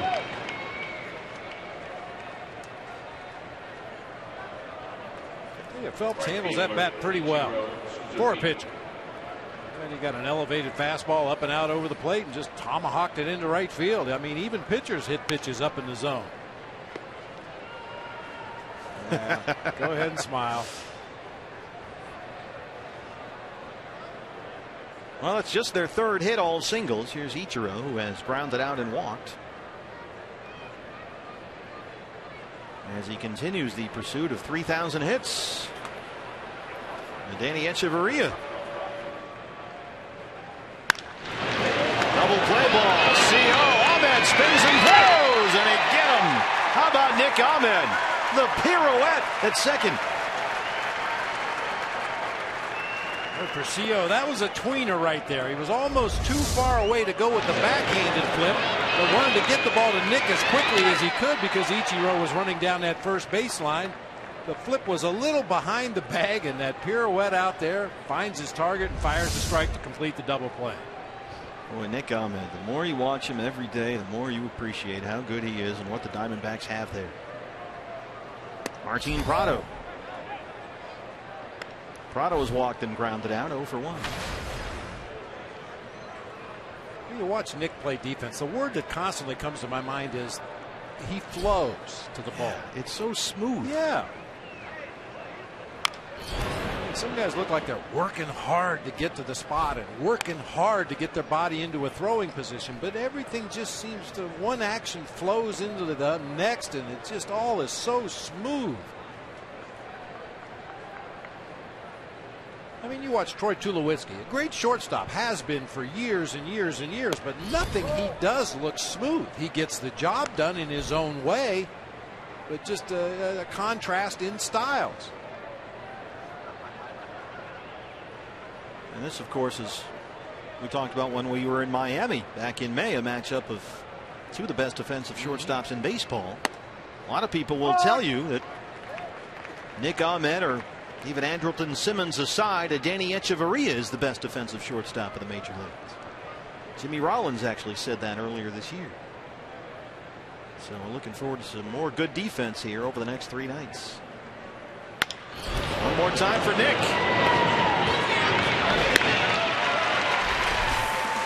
More D-back defense keeps it a 2-0 ball game.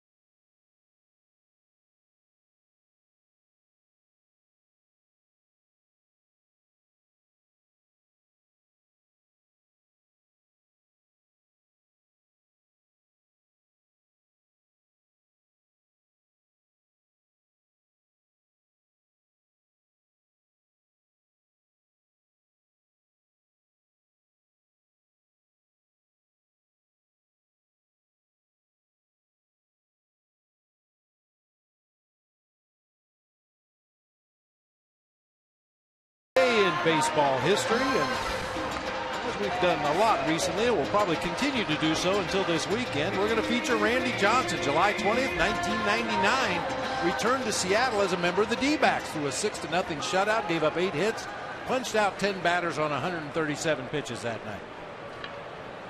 You had it easy. I'm not arguing. Well, that's something. You get 2 guys like that in the same rotation. It just made you real smart 2 days a week. Sure did, huh? Mention that. What a tamale, by the way. Mention that Randy Johnson special that was on MLB Network. Had a great moment in that dugout with you. One of you was wearing a microphone. I had never seen that particular piece of video with the audio too, where you take Randy out. He got that big lead in Game 6, and you checked with him and had a conversation about saving something for tomorrow night, Game 7. And sure enough, that worked out really well. But I had never heard that discussion with you two in the dugout in that moment. It was pretty cool. Only if you're going to use me tomorrow night. Because if I'm not going to use him in Game 7, he wanted to go ahead and finish. Well, it was what, 15-2, or it was a big lead at that point, yeah. And a lot of people criticize me for leaving him in too long, but I mean, for crying out loud, you're playing the New York Yankees in the World Series. I didn't want to leave them any breathing room at all.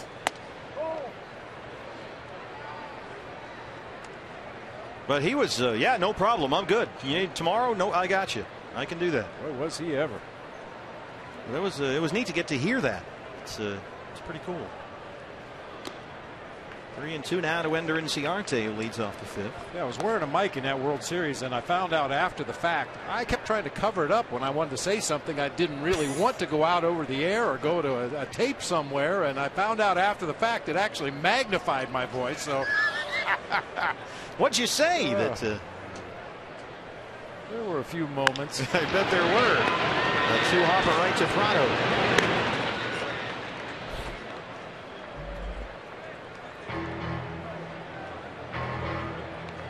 That is a very uncomfortable feeling. I mean, I understand the importance of bringing the fans down into the dugout and letting them get a real feel for what it's like to be down there and to make those split-second decisions and the interplay between the players and the staff and the manager. But, boy, if you're the guy that has to wear the mic, that is an uncomfortable situation to be in.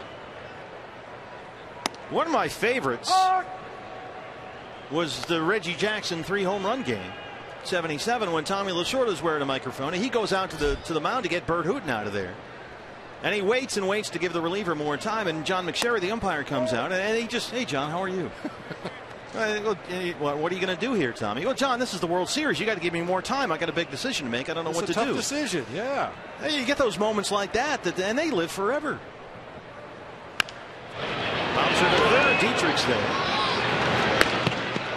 And you got the moment in '84 where Kirk Gibson and Rich Gossage, where Bruce Gossage talked Dick Williams into letting him face and pitch to Gibby, and we know how that worked out.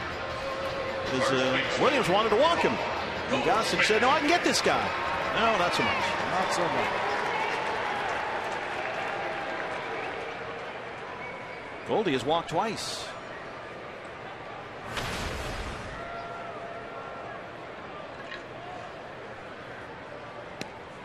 Oh, and then, of course, there's all the Earl Weavers.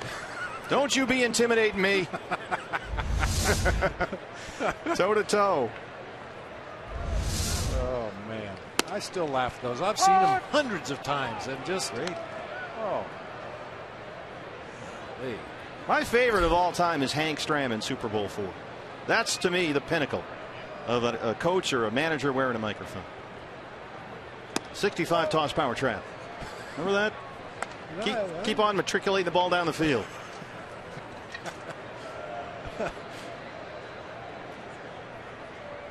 Yeah, that's my favorite. I'll watch that all the time. Who was the over-officious jerk? That was Marv Levy. Marv Levy, yeah. That's one of my favorites. Because he was right on. Goldie slaps it the other way for a base hit. The pursuit of the Triple Crown continues with Giancarlo Stanton on the disabled list. Bryce Harper shows no signs of slowing down, but Goldie continues to lead in batting average, leads in RBI, 6 behind the leaders in home runs in the National League, Harper and Stanton. All I said it earlier, and this is just a gut feeling, but Goldie's starting to show some signs like he's going to bust out and take off. Well, it had to happen sooner or later, right? I mean, just at that midseason kind of lull where he gets a little tired. Going to be a dad soon. He's got to deal with all that, too. Here's Peralta. Another 2-out hit for the Diamondbacks. It's Peralta who had a big one earlier in the third, a 2-run single.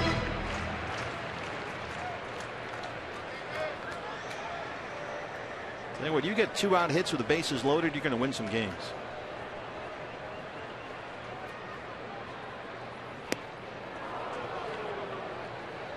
And Goldie's pursuit of that Triple Crown, I think if it continues and we get into the last month of the season and he's still got a legitimate shot at it, I think there's going to be a groundswell of support for him around baseball. You know, we try to pump up Goldie whenever we can. You mean for MVP? Well, I just mean people watching and rooting and glued to the radio and picking up the paper in the morning. What Goldie do yesterday? What Goldie do yesterday? You know, there's some premier hitters out there in the game. If they were pursuing the Triple Crown, a lot of people wouldn't care. They'd hope he doesn't get it. But I think if Goldie were in that situation late in the season, I think he'd find he's got lots of fans around this great country of ours. Well, he probably wouldn't then win MVP because he didn't have enough WAR or WOBA or BABIP. I don't think any of that makes any difference to Goldie. You know, you can throw any letters of the alphabet out there you want. All he wants to do is win, and in order for this team to win, he knows he has to hit. Well, the last National Leaguer to hit for the Triple Crown was Ducky Medwick in 1937.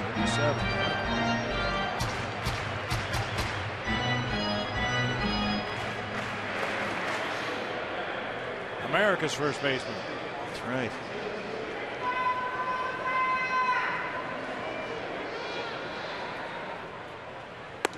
Yikes. 2-2. And David Peralta, we noticed, has joined the club of guys who have stickers on the bottom of their bats, the Venezuelan national flag. Nice. That's going to become, it seems like it already has become a thing. Well, it started back with Billy Ripken. Well, that was an unfortunate baseball card that somebody missed. Peralta hits it out to right. Ichiro's there. Run it down right in front of the wall. He gave it a ride. Through 5. Diamondbacks lead the Marlins 2-0.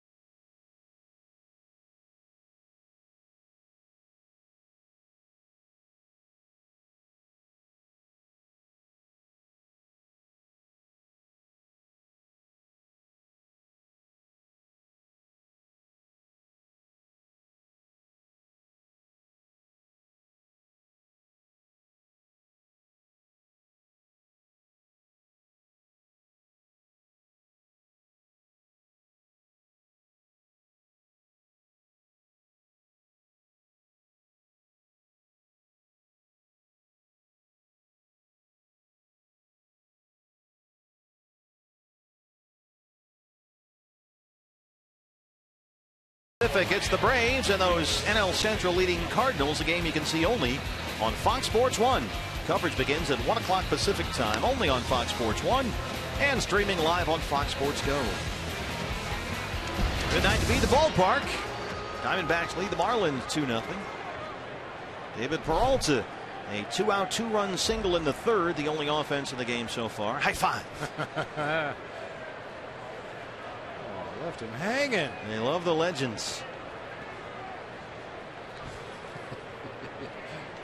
Christian Yelich leads off the 6th. Then Ruby De La Rosa is throwing a pitch in the 6th inning.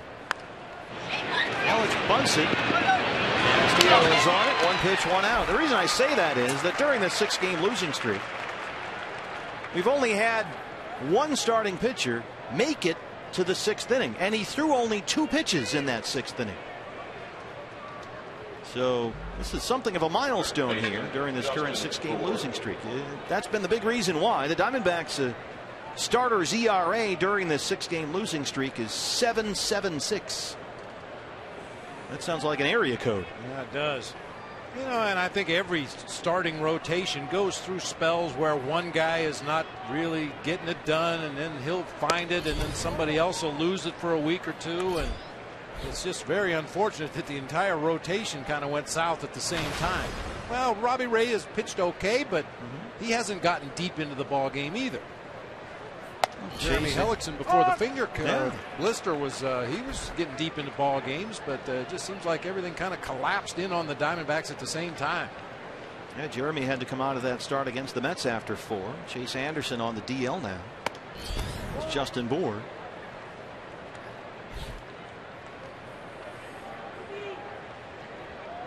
But Ruby by no means has thrown a textbook ball game here tonight. But at the end, Marlins only have 3 hits and they're all singles. And there's a 0 in that runs column. And 80 pitches, only 42 strikes. He's walked 4, including back-to-back walks with 2 outs in the 4th inning.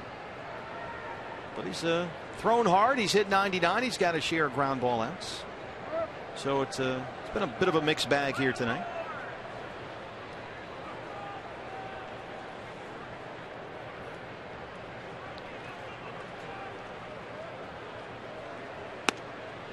That's in there for a strike. The shift is on for Justin Bour. Big boy up there, 6'4", 250. No batting gloves. That's a really good 3-1 changeup right there for a called strike.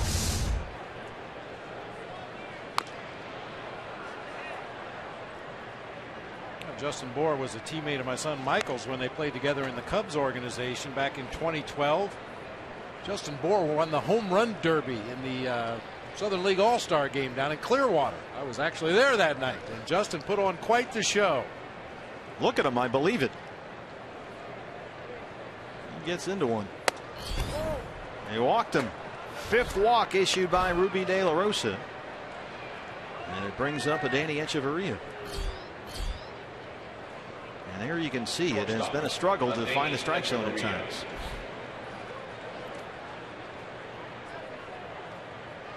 And Echeverria is a guy that has really had an offensive upsurge here lately. Talked about the defense. People will tell you he might be the best defensive shortstop there is, but the bat has come around this year just under 280 and 4 homers. In fact, all his slash line stats, the average, the on base, the slugging, they're all at career high levels across the board right now. Ball 1.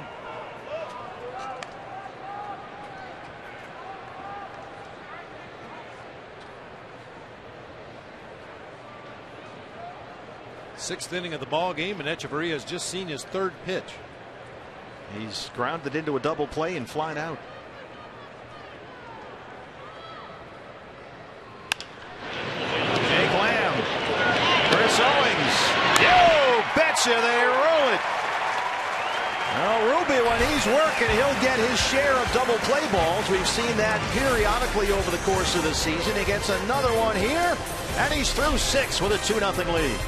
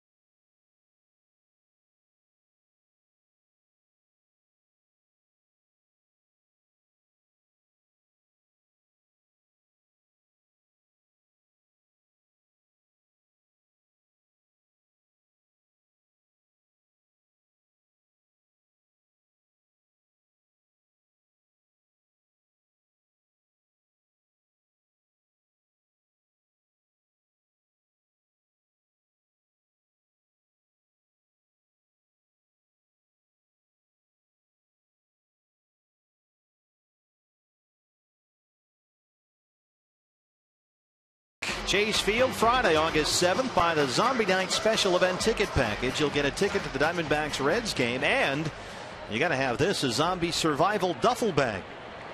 You'll get access to the Zombie Zone Haunted Maze. I've been there every day, it seems like. For tickets, visit dbacks.com/events. Remember, you got to get the special ticket package to get all that stuff. Beef Wellington. Yeah, Wellington Castillo fan. Yeah. Who isn't these days?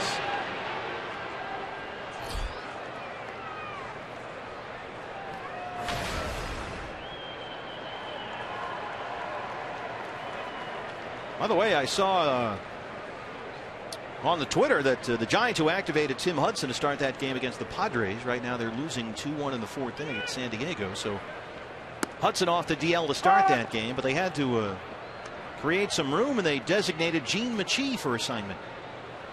A reliever who's been so good the last few years, but has struggled this season.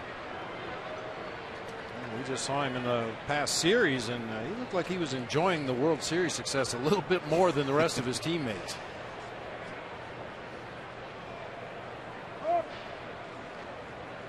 You were mentioning earlier that Angels rained out last night in Anaheim against the Red Sox, so they had to play 2 today. Boston lost the first game 11-1. They're now losing game 2 6-0. Ooh. Ouch pit. That's a long day. It's a real long day, and then you climb on a plane. I think they go to Houston next, if I'm not mistaken.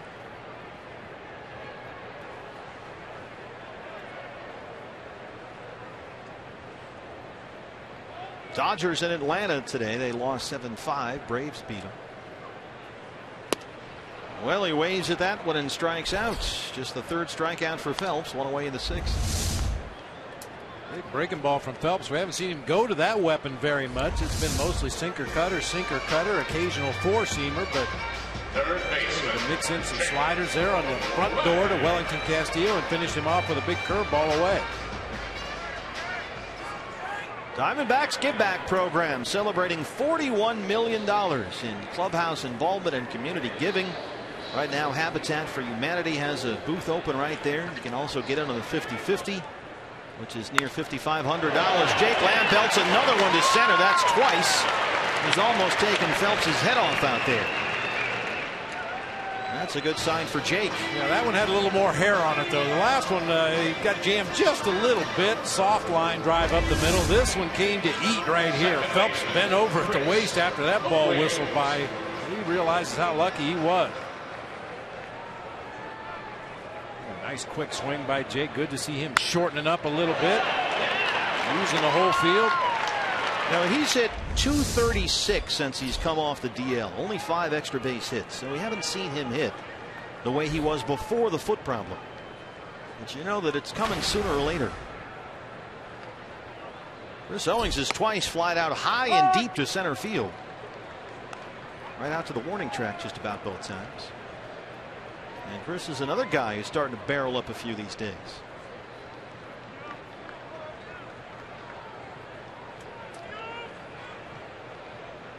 Oh for 2 so far tonight. He's got a modest 4-game hitting streak going. This was Chris Owings Friday against the Giants, his 3rd home run of the year. Off Matt Cain, way out to left center. Hanging fastball. So we think that might have got him going.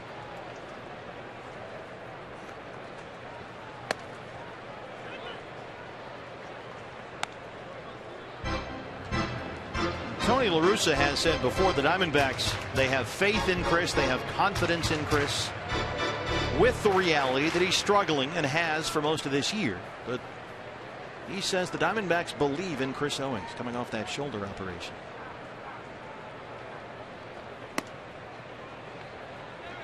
And they have been willing to let him take his lumps at the plate. That's the one thing that Chip has done consistently here. While Co's had some rough at bats and some rough stretches here. He's got the occasional day off, but for the most part, they've run him out there nearly every day and let him, give him the opportunity to work through that, because they know what's there if he can figure it out. It's a beauty down. Phelps can't pick it up. Owings is aboard. He had a chance to make a play. It would have been a difficult one, but couldn't find a handle. And the Diamondbacks have 2 on with 1 out. Well, for a guy like Chris Owings, with the speed that he has, it doesn't have to be a perfect bunt, because David Phelps, coming off that mound, knows he's got to really rush this play. Tries to make the barehanded stab. That'll go as a bunt base hit for Chris Owings. It doesn't have to be right down that third base line. Put pressure on the defense, make them make a perfect play. Chris Owings now tied with Nick Ahmed for the team lead with 5 bunt base hits. It's a lot of good bunters on this team, something that they have started using more and more over the course of the year. You've got Lamb at second, Owings at first. Mr. Hand is warming up. It's our time in the bullpen. Nick Ahmed, who tripled and scored in the third.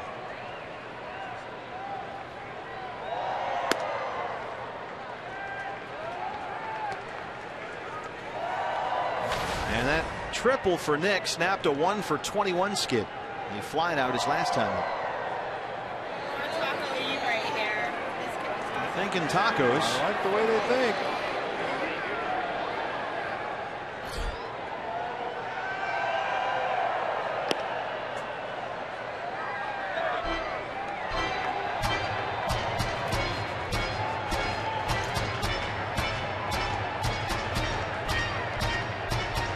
Well, they're getting Brad Hand, the lefty, loose. So you figure he would get Inciarte. You've got the pitcher De La Rosa on deck.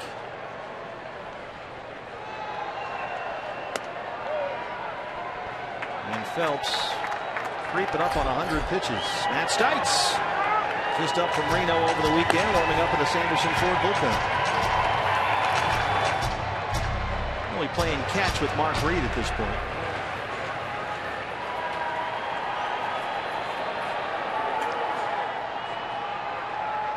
3-0 to Nick. Bases are loaded. That's the 4th walk issued by Mr. Phelps.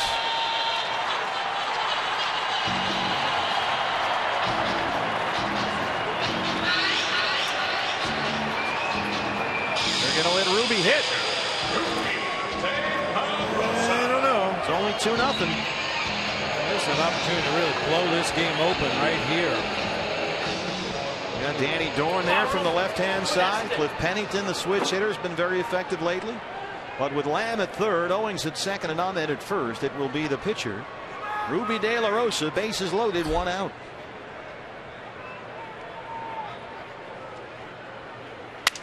Broken bat, and it's going to work out. It drops in. Lamb had to hold up just in case. And they get the force on Owings at second, but the run comes across to make it 3-0 on Ahmed, pardon me. It dropped in front of Ichiro. Nick had to hold up at first. He was a dead duck down there at second. But it's an RBI for Ruby and a 3-0 lead. An RBI fielder's choice. Right off the end of the bat, splits the bat lengthwise, but floats it out there into shallow right field, and that's a tough play for any base runner. Ichiro covers so much ground. He was playing shallow. Nick had to hold up, see that ball down on the ground before trying to advance, and they just do get it. Driving the bus. So they erase Ahmed. Owings is at third now. Ruby at first. The left-hander Inciarte coming up, so Dan Jennings is going to bring in Brad Hand. Pitching change. It's 3-0 Diamondbacks. Back after this.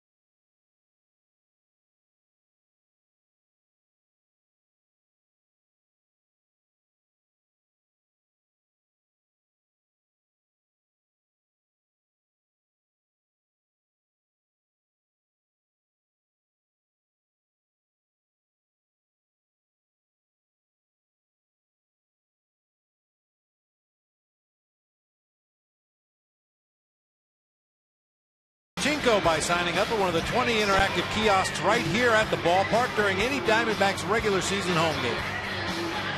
Well, left-hander Brad Hand, coming out of spring training with the Marlins, worked out of the bullpen. And then he made 3 starts before the All-Star break. Now he's back in the bullpen, so he's been a little bit of everything. And in this instance, he's asked to be something of a left-hand specialist. With runners in the corners and Ender Inciarte, the hitter. Fastball, curveball, changeup combination from the lefty. Puts Ender Inciarte right out of the chute. Got Chris Owings, the runner at third. Ruby De La Rosa, the pitcher, is at first with 2 outs.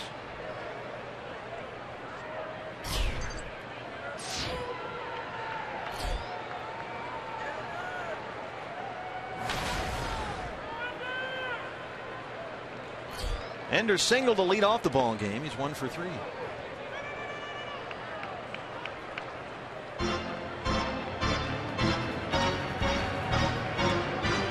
he has always handled himself pretty well against lefties. A little down this year versus last year. But still just what you're looking for in a leadoff man.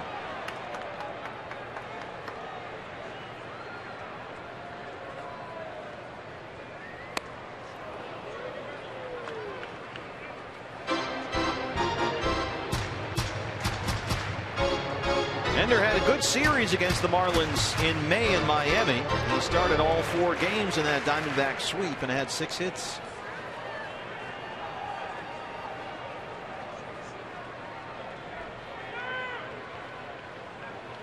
Right back to Hand. He puts out the fire. The Diamondbacks strand 2, but they get 1.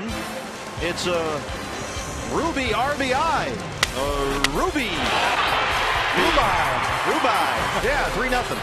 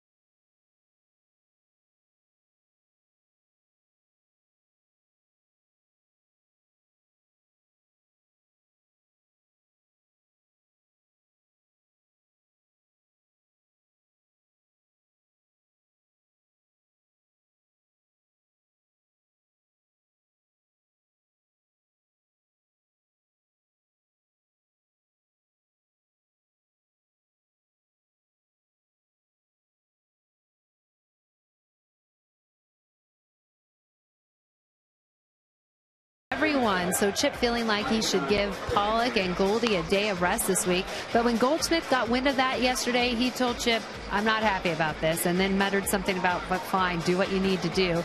That's how Chip explained it to us. But then Goldie told Chip, I'm not going to make it easy on you. I'm going to go out there and get a couple of hits. Goldie did just that yesterday.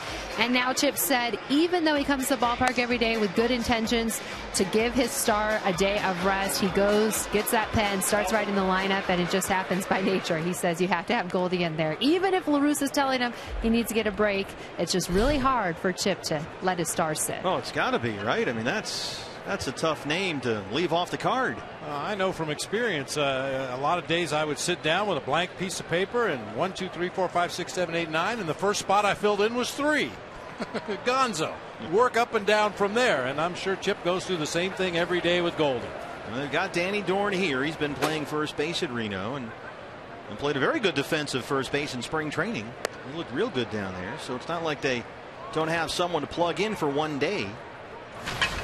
But as you said, it looks like Goldie, after he kind of went through a down period a couple of weeks, he looked a little sluggish, a little tired.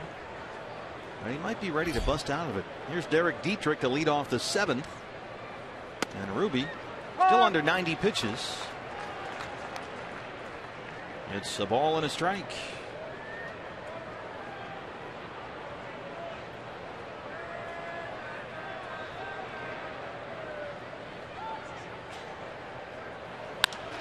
Dietrich gives it a ride. Way back and off the top of the wall and gone. That's a home run for Derek Dietrich, his 4th of the year. And the 22nd homer allowed this season by Ruby De La Rosa.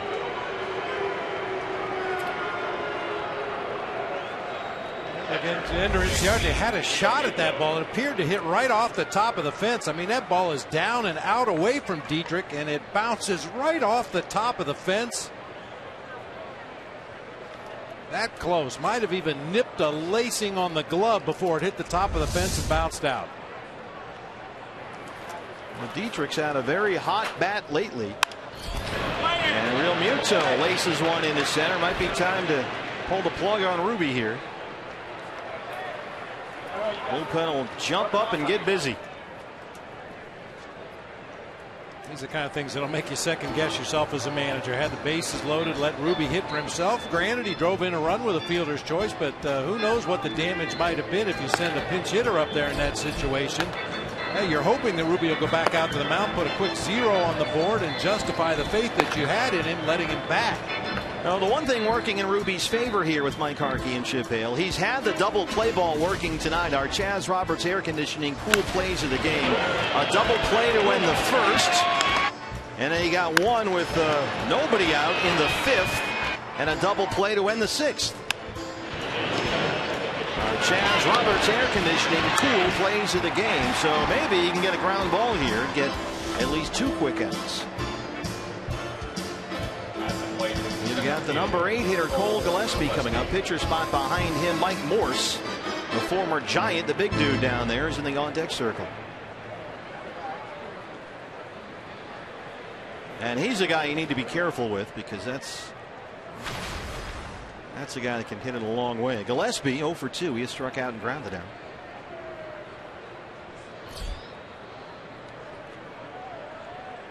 Three hits yesterday in their loss at Philly. Cole Gillespie, the former Diamondback, actually made his big league debut as a D-back. That was 2010. Mike Morse would hit for the pitcher.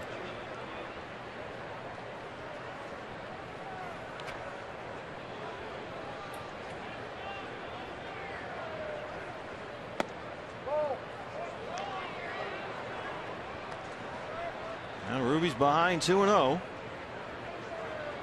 The ups and the downs.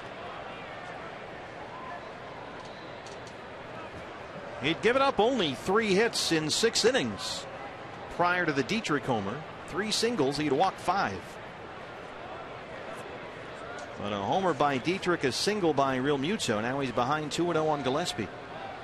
Up the middle. Is this another double play ball? You betcha. And one more time for Nick Ahmed. Boy, he is putting on a show back there tonight. Yeah, sometimes when that ball's hit right back up the middle like this, it's not as easy for the shortstop. I mean, that ball took a little squirrely hop off the mound. Nick had to hold up momentarily, which he knows is going to put him in the line of fire for that sliding base runner, but completes the relay throw onto first base anyway. Well, we called it. How about that? Nice. Chalk one up for the truck. 2 down, base is empty for Mike Morse, the former Giant. Hitting just .209 with 3 homers. Not at all what the Marlins had in mind when they gave him $16 million this winter. A tapper roller to short, and Ruby is out of it. But the Marlins get one. We stretch it chase. It's 3-1 Diamondbacks. An 8-pitch inning for De La Rosa.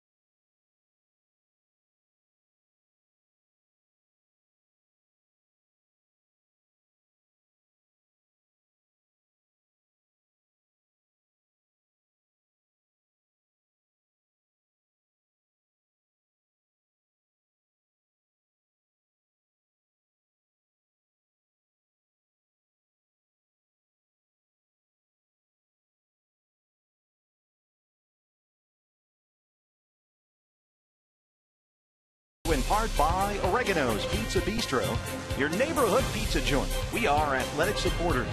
By Card Power from Arizona Federal Credit Union. Now that's the power of us. And by Hayward Pool Products. For crystal clear pool water, choose the world's best-selling salt fluorination system, AquaRain. 10-game homestand. Good time to get your Diamondback tickets. 2 more against the Marlins after tonight. Brewers and Gerardo Parra in here for 4 starting on Thursday as this 10-game homestand to open up the second half of the season continues at Chase Field. Right around the corner, your Diamondback season ticket headquarters will answer all your questions here at the ballpark. Here is former closer Steve Cishek. It's been an up-and-down year for him. He blew 4 saves earlier this year. At one point had an ERA of near 7. He was sent down to Double-A first week of June. Did all right there. Came back 2 weeks later, and since he's been back, he's been better. But he's a former closer. He used to be pretty good. Now you never know. Yeah. As you clearly see that sidearm delivery as that frisbee-like slider. A little reminiscent of Brad Ziegler. AJ leads off the 7th.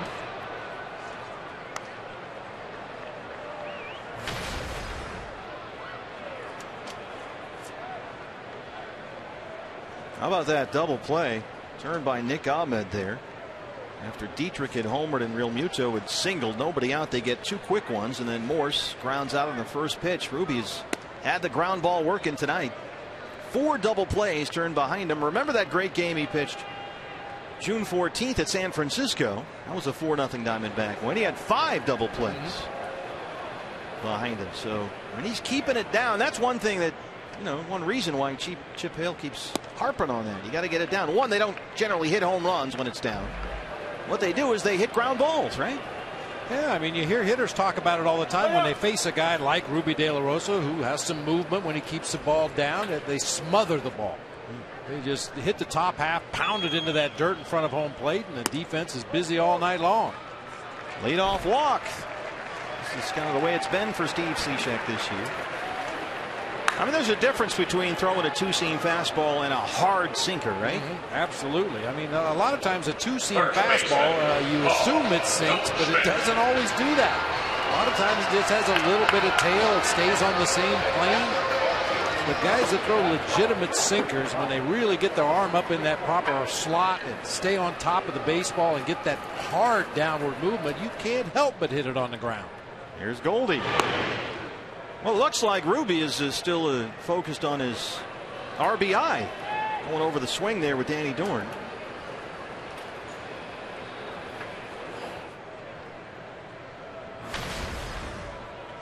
Goldie, 2 walks and a single. Double play ball here. Echeverria. Connor turns it. 2 down.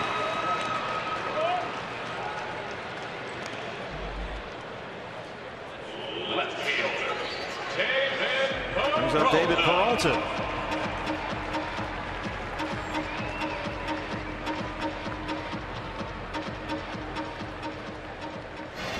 David had the game's big hit. This 2-run, 2-out single in the 3rd that made it 2-0 D-backs.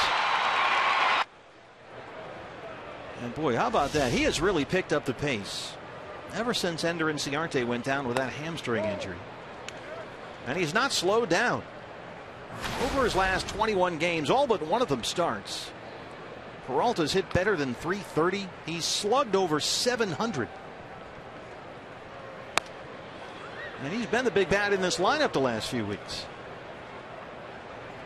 In my estimation, I think the reason for all this is because he was in there facing left-handers. When Ender was on the DL, David was forced to face the left-handers, including the starters, where he would get 2 or 3 or sometimes 4 at bats against the same guy instead of facing a left-handed specialist out of the bullpen all the time. I think facing those lefties forced him to fundamentally, mechanically be in a good position to stay on the ball, and that has just carried over against righties, against lefties, against everybody. That one hit the foot below the protective pad.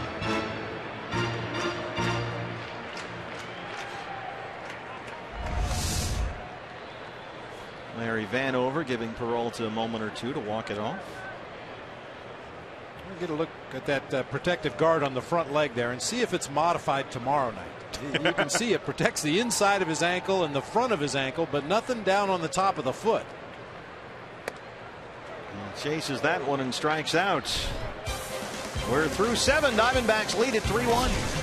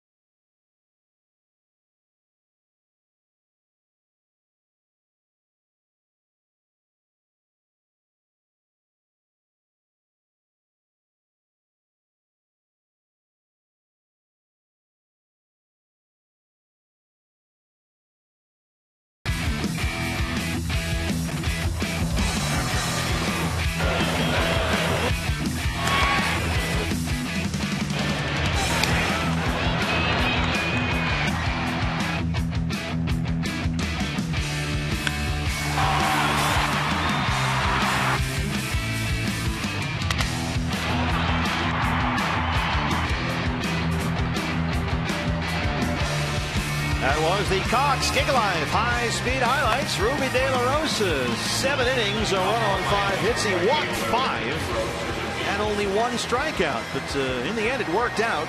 And now as we start the 8th inning, he'll give way to the veteran left-hander, Oliver Perez. Ollie on for the 43rd time this year. Top of the order coming up for the Marlins, down 3-1. Ichiro, Prado, Yelich, 1, 2, and 3.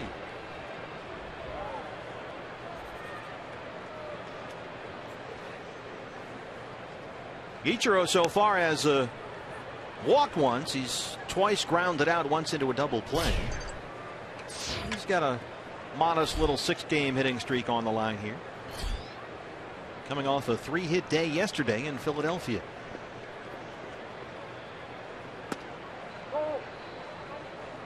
And Ichiro earlier this month, this was news. Finally ended what turned out to be the worst slump of his career. It's hard to imagine, but Ichiro went 0 for 29 during one stretch. Welcome to our world. He's human after all. And sure enough, it was July 8th at Boston against that Red Sox pitching that he finally got the hit. But went 16 games and 29 at bats without a base hit. And this is a guy that's 104 away from 3,000.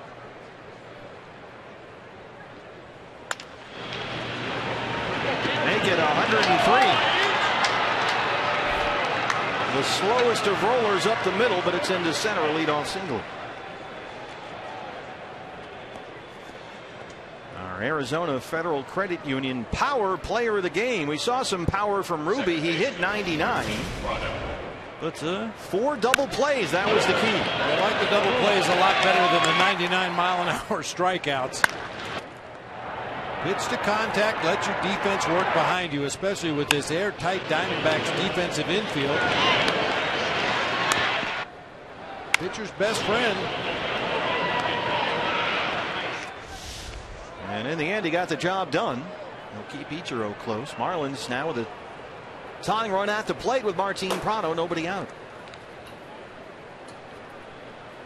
So Ruby, for the most part, did his part. Now it's up to the bullpen. Try and snap this 6-game losing streak. Prado 0 for 2. He walked back in the first.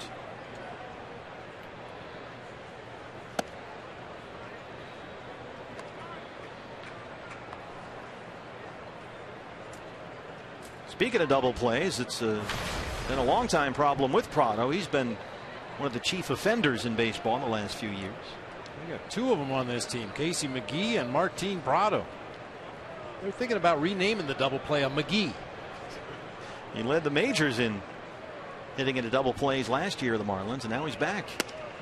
Didn't work out with the Giants. There's a strike. As much of a labor as it was for Ruby tonight, the thing that really helped him out is you get a look at that last pitch right there on the inside part of the plate. 3 of his hits and 3 of the double plays that he got the Marlins to hit into came on 1 or 2 pitches. The peak of efficiency.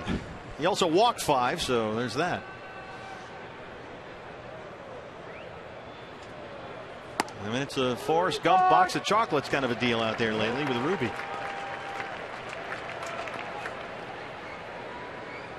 Ollie ahead 1-2. Well, obviously important he left the game with the lead here. Gives his team a chance to win, that old cliche again. But 7 innings. Now you can kind of mix and match with your bullpen, play matchups if you want to.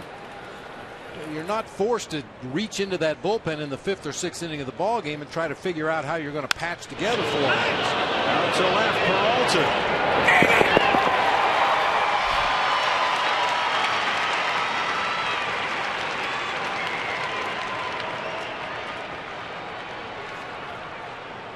Take a look at our Chevron upcoming pitching matchup. 2 really good pitching matchups coming up for the rest of this series. Tomorrow, Jeremy Hellickson will see if Helly's able to come back from that blister on his right thumb against the former Red, the hard-throwing Matt Latos. Diamondback Live pregame show comes your way at 6 o'clock on Fox Sports Arizona. Wednesday, I can't wait for this. Robbie Ray and Jose Fernandez. That's going to be a show. Yeah, it was really too bad Jeremy developed that blister. He was just starting to get on a roll. Yeah, he was really consistent over a good, 5-6 week period. He's been really good. And Fernandez lights out, back from Tommy John. One of the best pitchers in the game, period. 0-1 on Yelich, who singled in the first. He's 1 for 3. And he's hit safely in 6 straight, but Perez is ahead 0-2. And Yelich has really picked up the pace lately at the plate. He was slowed earlier in the year with a herniated disc in his back, but since the first week of June, he's hit over 320. So he's feeling better up there. Sure enough, he hits it to center. AJ got a late break, and it lands in front, so the Marlins, with 1 out here, have the tying runs aboard.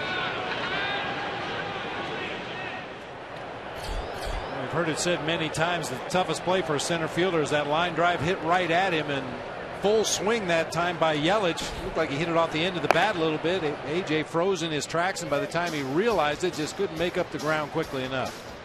Well, big Justin Bour, the left-hand hitter, the first baseman, is due up, but they have recalled him. And speaking of hitting into double plays and Casey McGee, here he is.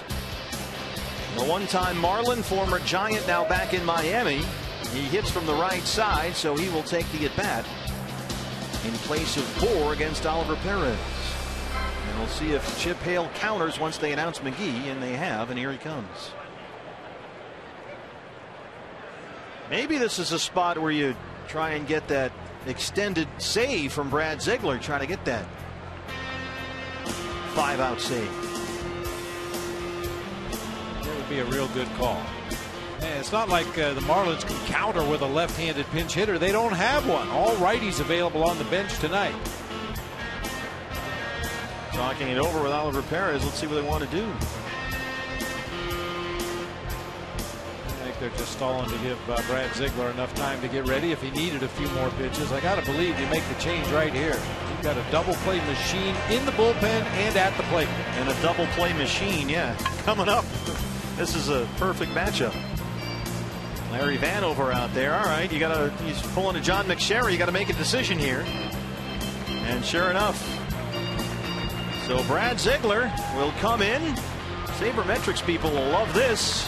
Sometimes the biggest outs aren't always necessarily in the 9th inning, and they need 2 big outs right here. And fans were celebrating Randy Johnson's Hall of Fame induction next Sunday with the road to Cooperstown. And right now, let's hear from strikeout victims number 1 and number 4,875.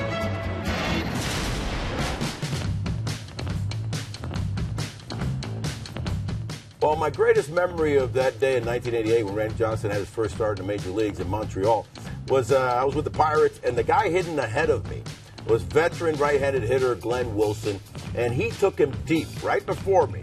And sure enough, you know, Randy came with an attitude the day he got to the big leagues. It seemed like he dialed it up a little bit from 98 to about $125, and I don't remember seeing any of those pitches. I just swung hard at some fastballs.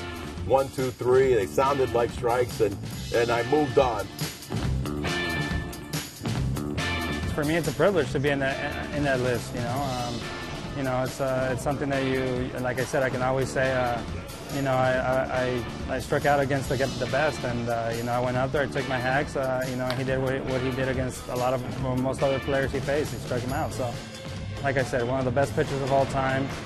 Probably one of the top 2, top 3 lefties of all time. So, you know, just a privilege and an honor for me to be able to be at the plate and face him. Proud to be a part of it. Heck, he wouldn't have the other 4,874 strikeouts without me, and I always kid him about that. For me, you know, just a great opportunity to be able to tell stories later in my life about him. Congratulations, Randy. The Big O, Orestes Destrada and Adrian Gonzalez, the beginning and end of the Randy Johnson strikeout timeline, and that's where number 51 will go up August 8th here at Chase Field. Randy was one of those pitchers throughout his career, and there's a lot of players in the game that I would put in this same category, but Randy probably at the top of the list. A lot of fans, I was there when Randy struck out 20. I was there when Randy threw the perfect game. I was there when Randy struck out 16 as a relief pitcher. I was there when Randy killed the dove. I mean, he had moment after moment after moment. Every time he took the mound, you might see something amazing. Well, the Diamondbacks right here hoping to see a double play. Casey McGee will hit for Bohr with 2 on and 1 out. Brad Ziegler in. Now keep in mind, Casey McGee has grounded into 16 double plays this year. Trevor Plouffe of the Minnesota Twins is the only player in baseball who's hit into more. 0-1. McGee 6 games back in Miami after his return from San Francisco, where it just didn't work out as the replacement for Pablo Sandoval, and as we saw, Matt Duffy is a big reason why.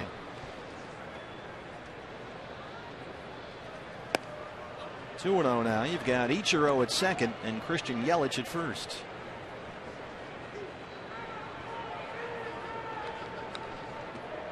They are the tying runs aboard with 1 out.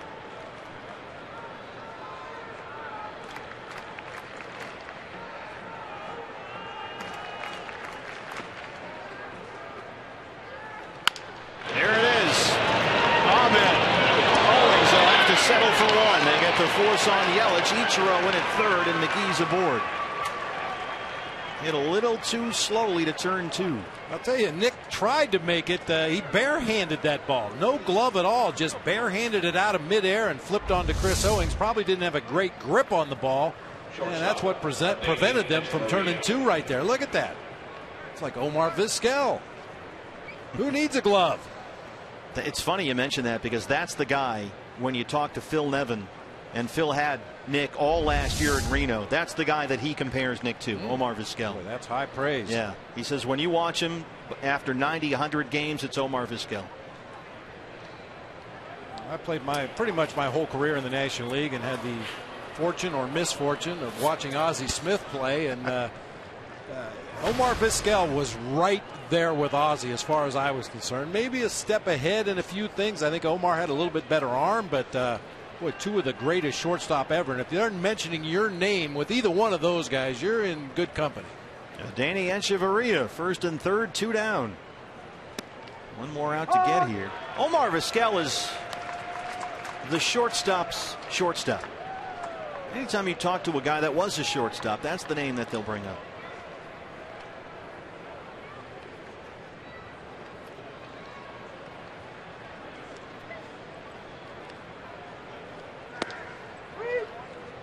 lengthy at bat here for Adeiny Echeverria. In his first 3 at bats, he saw a total of 4 pitches and made 5 outs. And he's grounded into 2 double plays. Not real patient.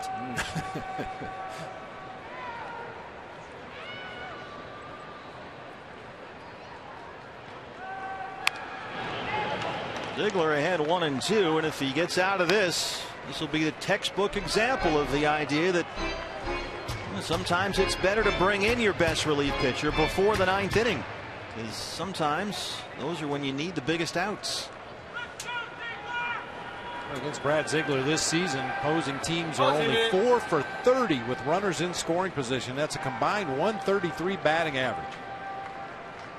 1-2 pitch.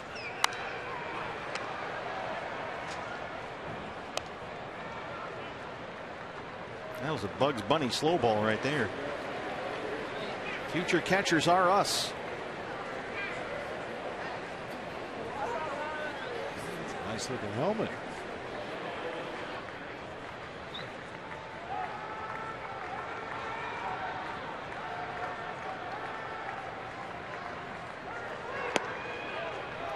2-2. Echeverria has hit safely in 3 straight games, 6 of his last 7. Had a pair of base hits yesterday in their loss at Philly. Ruby gets an RBI fielder's choice, and instead of talking to Mike Harkey, he's talking to the hitting coach. I'm available to pinch hit if you need me. 2-2. I think a lot of fans will be surprised how many pitchers, smart pitchers, go to hitting coaches and they go to the hitters. Say, well, what would you have been looking for in that situation? What pitch could I have gotten you out with in that situation?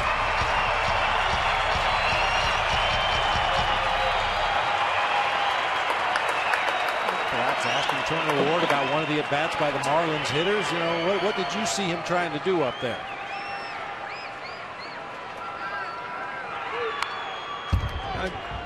If a measure of a hitting coach is how often his players solicit conversations, and Turner Ward's the best in the business, because you never see him, it seems, not talking to one of his hitters. In this case, a pitcher, but he is constantly engaged with his players down there.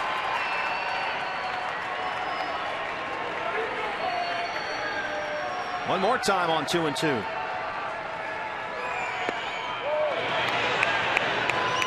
He did not go on Culpa down there at first. It's full. 3 balls and 2 strikes.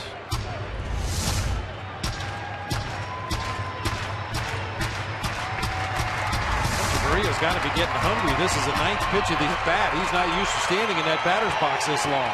Go up there with a snack.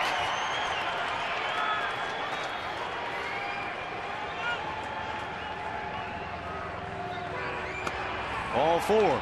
He loses Echeverria. The bases are loaded.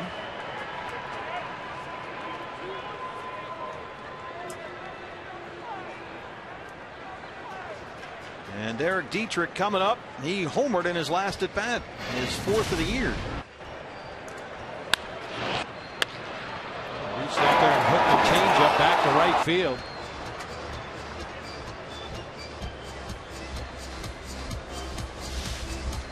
We'll have a pinch runner now for McGee at second base. He's the tying run. For Casey McGee at second base, number 19, Miguel Rojas, the former Dodger. Played third baseman Derek Dietrich.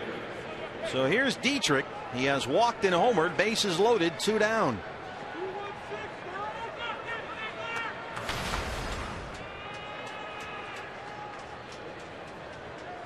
...12 hits in his last 23 at bats. Derek Dietrich, he's been hot lately.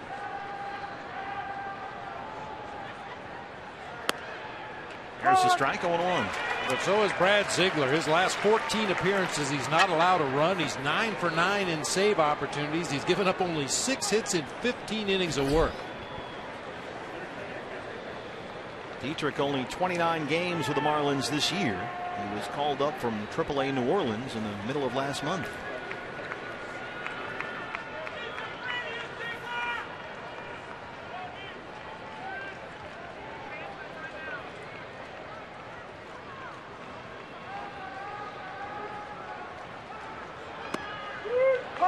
2. It's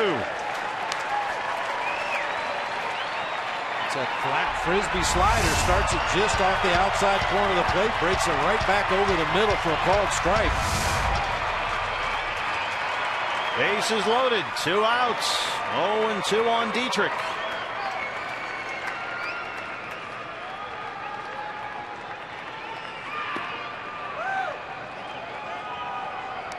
An interesting at bat. He started him with a fastball, then threw the flat slider for a called strike to jump ahead 0-2, and then went to his changeup on the 0-2 pitch. And he made sure to keep it out of the strike zone. Just plant another seed in Dietrich's mind. Okay, he's got 3 pitches out there. Brad added that 3rd pitch a couple of years ago. He said he felt like he needed a different look. This is away there. Dietrich won't bite, and he's back even 2-2. Felt he had become a little too predictable with his stuff, and now he's got 3 really good pitches.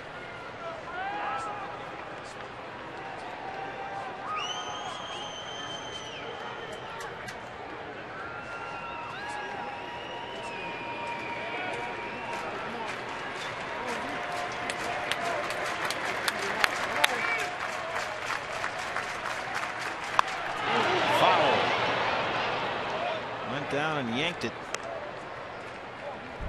It's tough to keep that pitch fair for a left-handed hitter. Working into you, you know you've got to be quick to make sure you don't get jammed and end up pulling it foul. He hit it very hard, but way foul down that first baseline.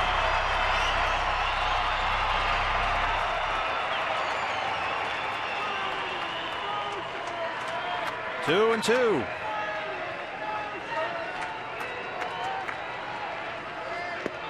It's full.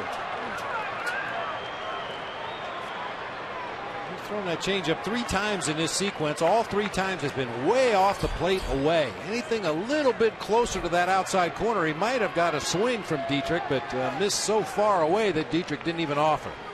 Ichiro is at 3rd. Rojas the tying run at 2nd. Echeverria the go-ahead run at 1st. 2 outs, 3 balls, 2 strikes. Here it is. We'll do it one more time.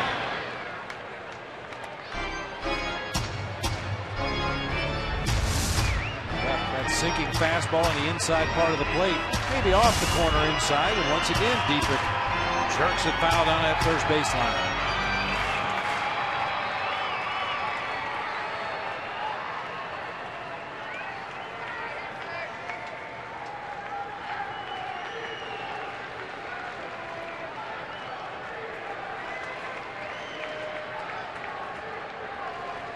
There go the runners up the middle. Puts out the fire. He leaves them loaded, and it's still 3-1 Diamondbacks.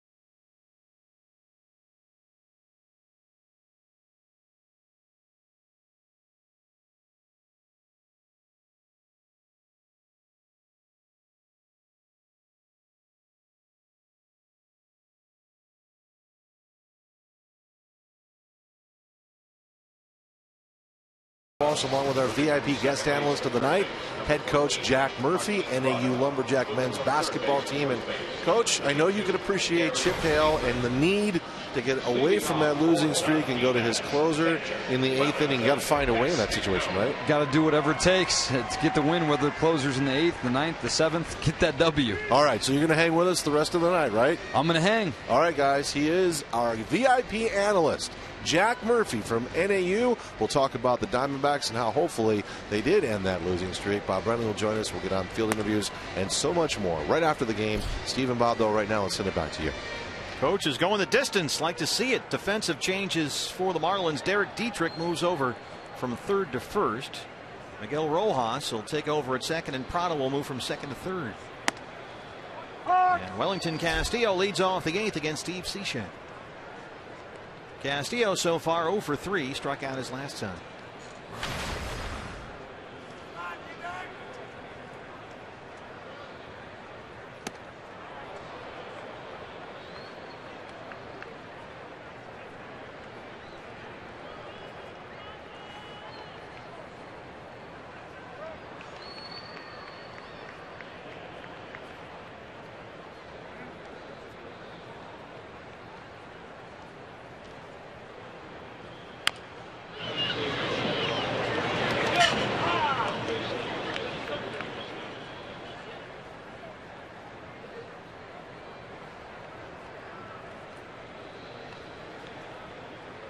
Castillo, Lamb, and Owings 5, 6, and 7, and the Diamondback 8th.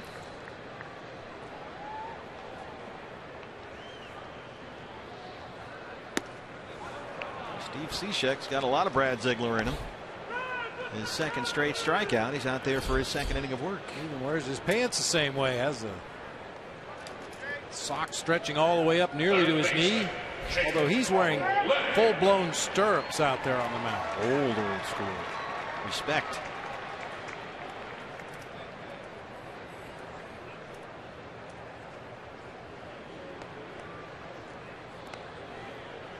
That's how they roll on Cape Cod. Steve Cishek from Falmouth.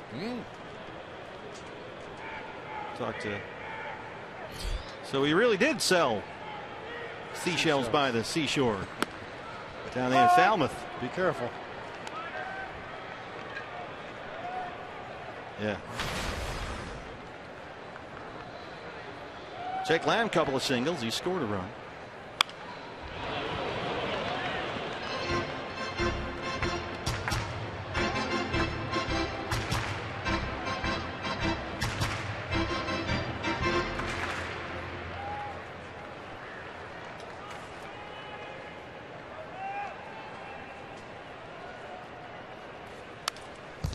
Foul ball. Hey fans, as promised earlier in the ball game, we have selected, well, the Brenly committee has selected our AZ Data Strong fan photo of the ball game from T-Mobile, and the winner is Zombie Night. I like that.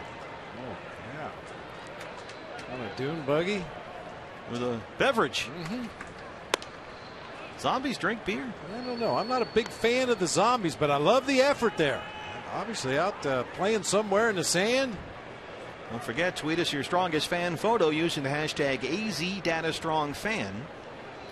The standard is pretty high, so you got to bring it. Derek Dietrich falls over backward. Cishek covers, and they retire Lamb. All that brought to you by T-Mobile. Hey, partner, I got a good connect the dots for you here. I realize it's a 3-1 ball game in the bottom of the 8th, but this is just too good to pass. What'd you find? Well, on this day in 1969, Neil Armstrong became the first man to set foot on the moon. One small step for man. Now we'll back up 5 years. 1964, the manager of the San Francisco Giants, Alvin Dark, said they'll put a man on the moon before Gaylord Perry hits a home run. Now, Gaylord Perry was a pitcher. Spitballing. Yeah. There's Owings, base hit. CO 2 for 4. So he's hit in 5 straight. What do you suppose happened moments after Neil Armstrong stepped on the face of the moon? Gaylord Perry hit a home run. Proving Alvin Dark right. Yeah, what a genius. I mean, he nailed that one. Wonder who's up there right now. Beautiful moon over our Arizona desert. Just a gorgeous night here in the Valley. Nick Ahmed has tripled and walked. 1 for 2. He's also scored a run.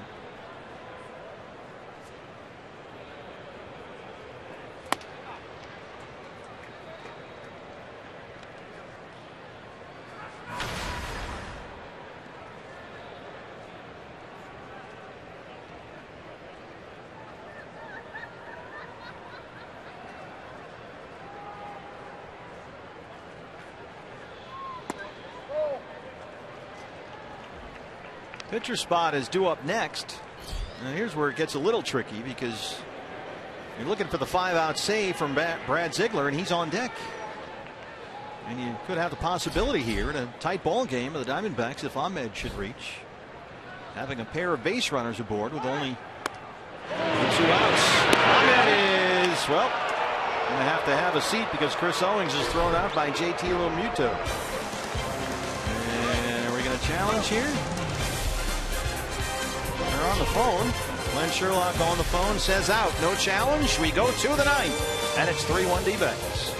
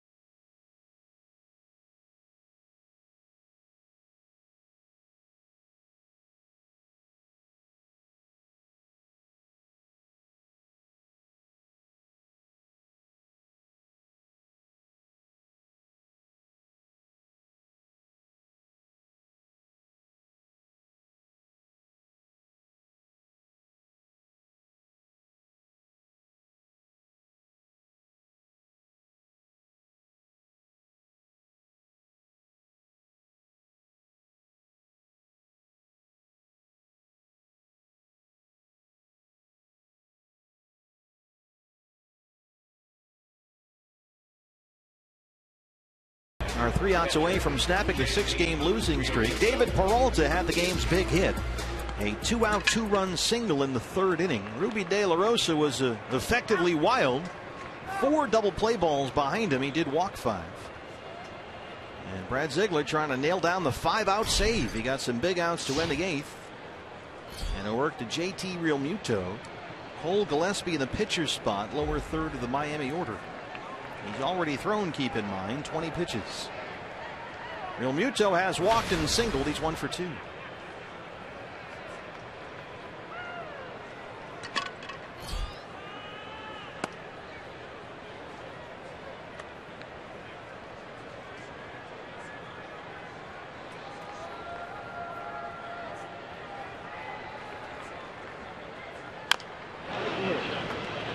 JT Realmuto really picking up the offensive pace these days, the rookie catcher. Last 13 games, he's hit nearly .330, including a couple of home runs. He's got 5 homers on the year. 1-2. Just looking ahead to that pitcher spot due up 3rd in this inning. I mentioned it earlier in the ball game. The Marlins only have right-handed bats available off the bench, and right now you've got Jeff Mathis, the backup catcher, and Donovan Solano. Mathis hitting 140, Solano hitting 150. I was going to say both those guys are driving on the interstate. And Ziegler strikes out JT Realmuto. 1 down in the 9th. Take a look at our DirecTV National League East standings. It's been a rough road for Dan Jennings' Marlins these days. They came in 16 under 500, 12 back of the Nationals. And 12.5 after Washington beat the Mets at Nats Park tonight 7-2. So if this score holds up, Miami will be 13 off the pace. Here's Gillespie.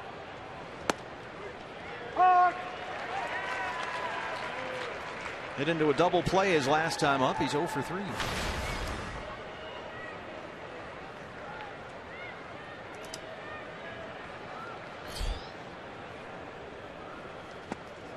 Looks like the lucky winner is going to be Donovan Solano. Well, he's hitting 10 points higher. Oh, yeah, he's hot. His playing time has vanished. Used to be their semi-regular second baseman last couple of years, but now with D. Gordon here, Solano barely plays. Brad ahead again, 1-2. Well, sometimes as a manager, you're presented with options, and none of them are any good. This is one of those times. Yeah, I mean, it happens. You look at your card and you go, geez, don't we have anybody else? That's going to reach the seats. Well, he hit with Morse in the 7th. He hit with McGee in the 8th. Then he had Rojas pinch run for McGee, which was the right move. He was the tying run at the time. And so he's running out of bodies down there. You had a few choices like that back in 04, as I recall. Darts at a board. It was like Billy Martin having Reggie Jackson pick the Yankee lineup out of a hat. We tried that. Some years it's your best call. Oh, I'm telling you. First 9 guys through the door get to start tonight. At 9 who ain't afraid. Somebody go up in the parking lot. The 9 cleanest cars get to play today. 30 pitches now for Brad Ziegler. 2-2 on Cole Gillespie, the former D-back, with Solano on deck.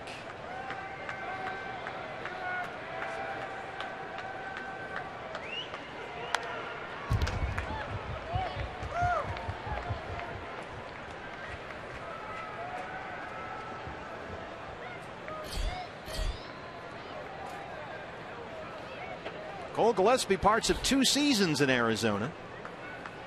Hit .236 with 3 home runs.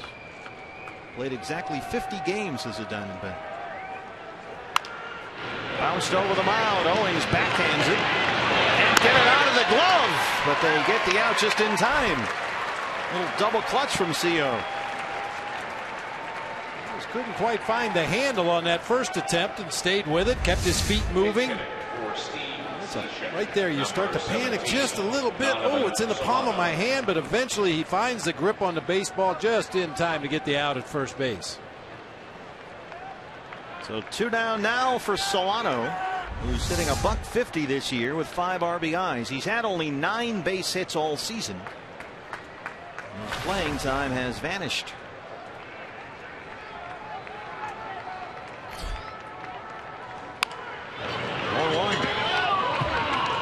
Diamondback live post-game show coming up right after our ball game.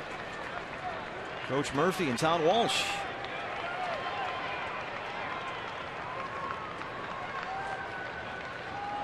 Yeah, we're going to have the coach come here the rest of the homestand. No kidding. He's the good luck charm. 0-2 now. I like the way the coach thinks. Yeah, whatever it takes. Bring in your closer in the 7th. Whatever it takes to win a ball game. Clear eyes, full hearts.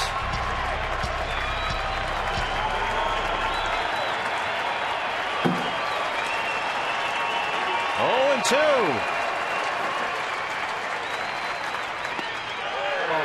come on, Larry. Man.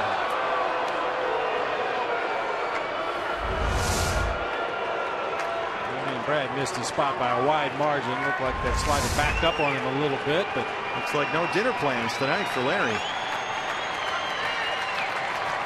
One more time. There it is. No, he got a piece, and well, he can't hang on. He's still alive up there. It was almost the same pitch. A slider that just didn't take much break. Stayed on that inside part. Ooh, watch out, Welly. Yep. Still 1-2.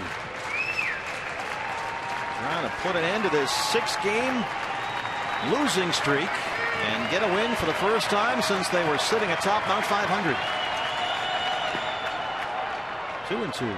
Seems like it would be appropriate to end this ball game on a 6-3 putout. Nick Ahmed's already got 9 assists in the ball game tonight. Might as well make it an even 10. And he has been an absolute magician down there, turning those double plays. Majinski. Ichiro would be next. 2-2 pitch.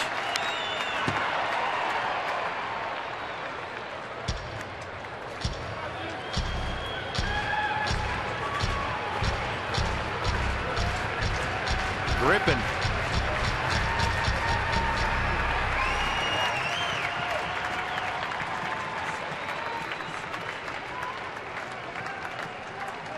.38 pitches now for Brad. That's a whole lot for him. Career high is 40. He's done it twice.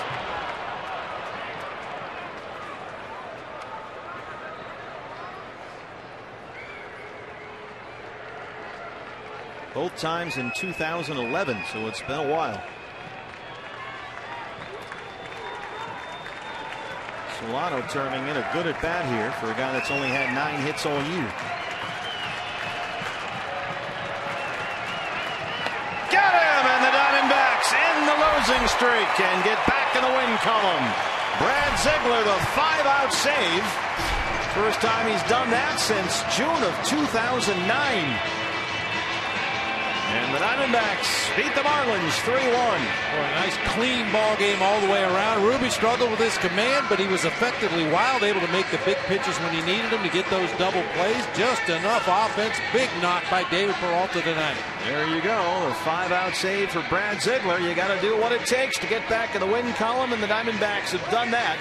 They win the opener of this 3-game series. Time for the Diamondback Live post-game show. Todd Walsh, you're on the air.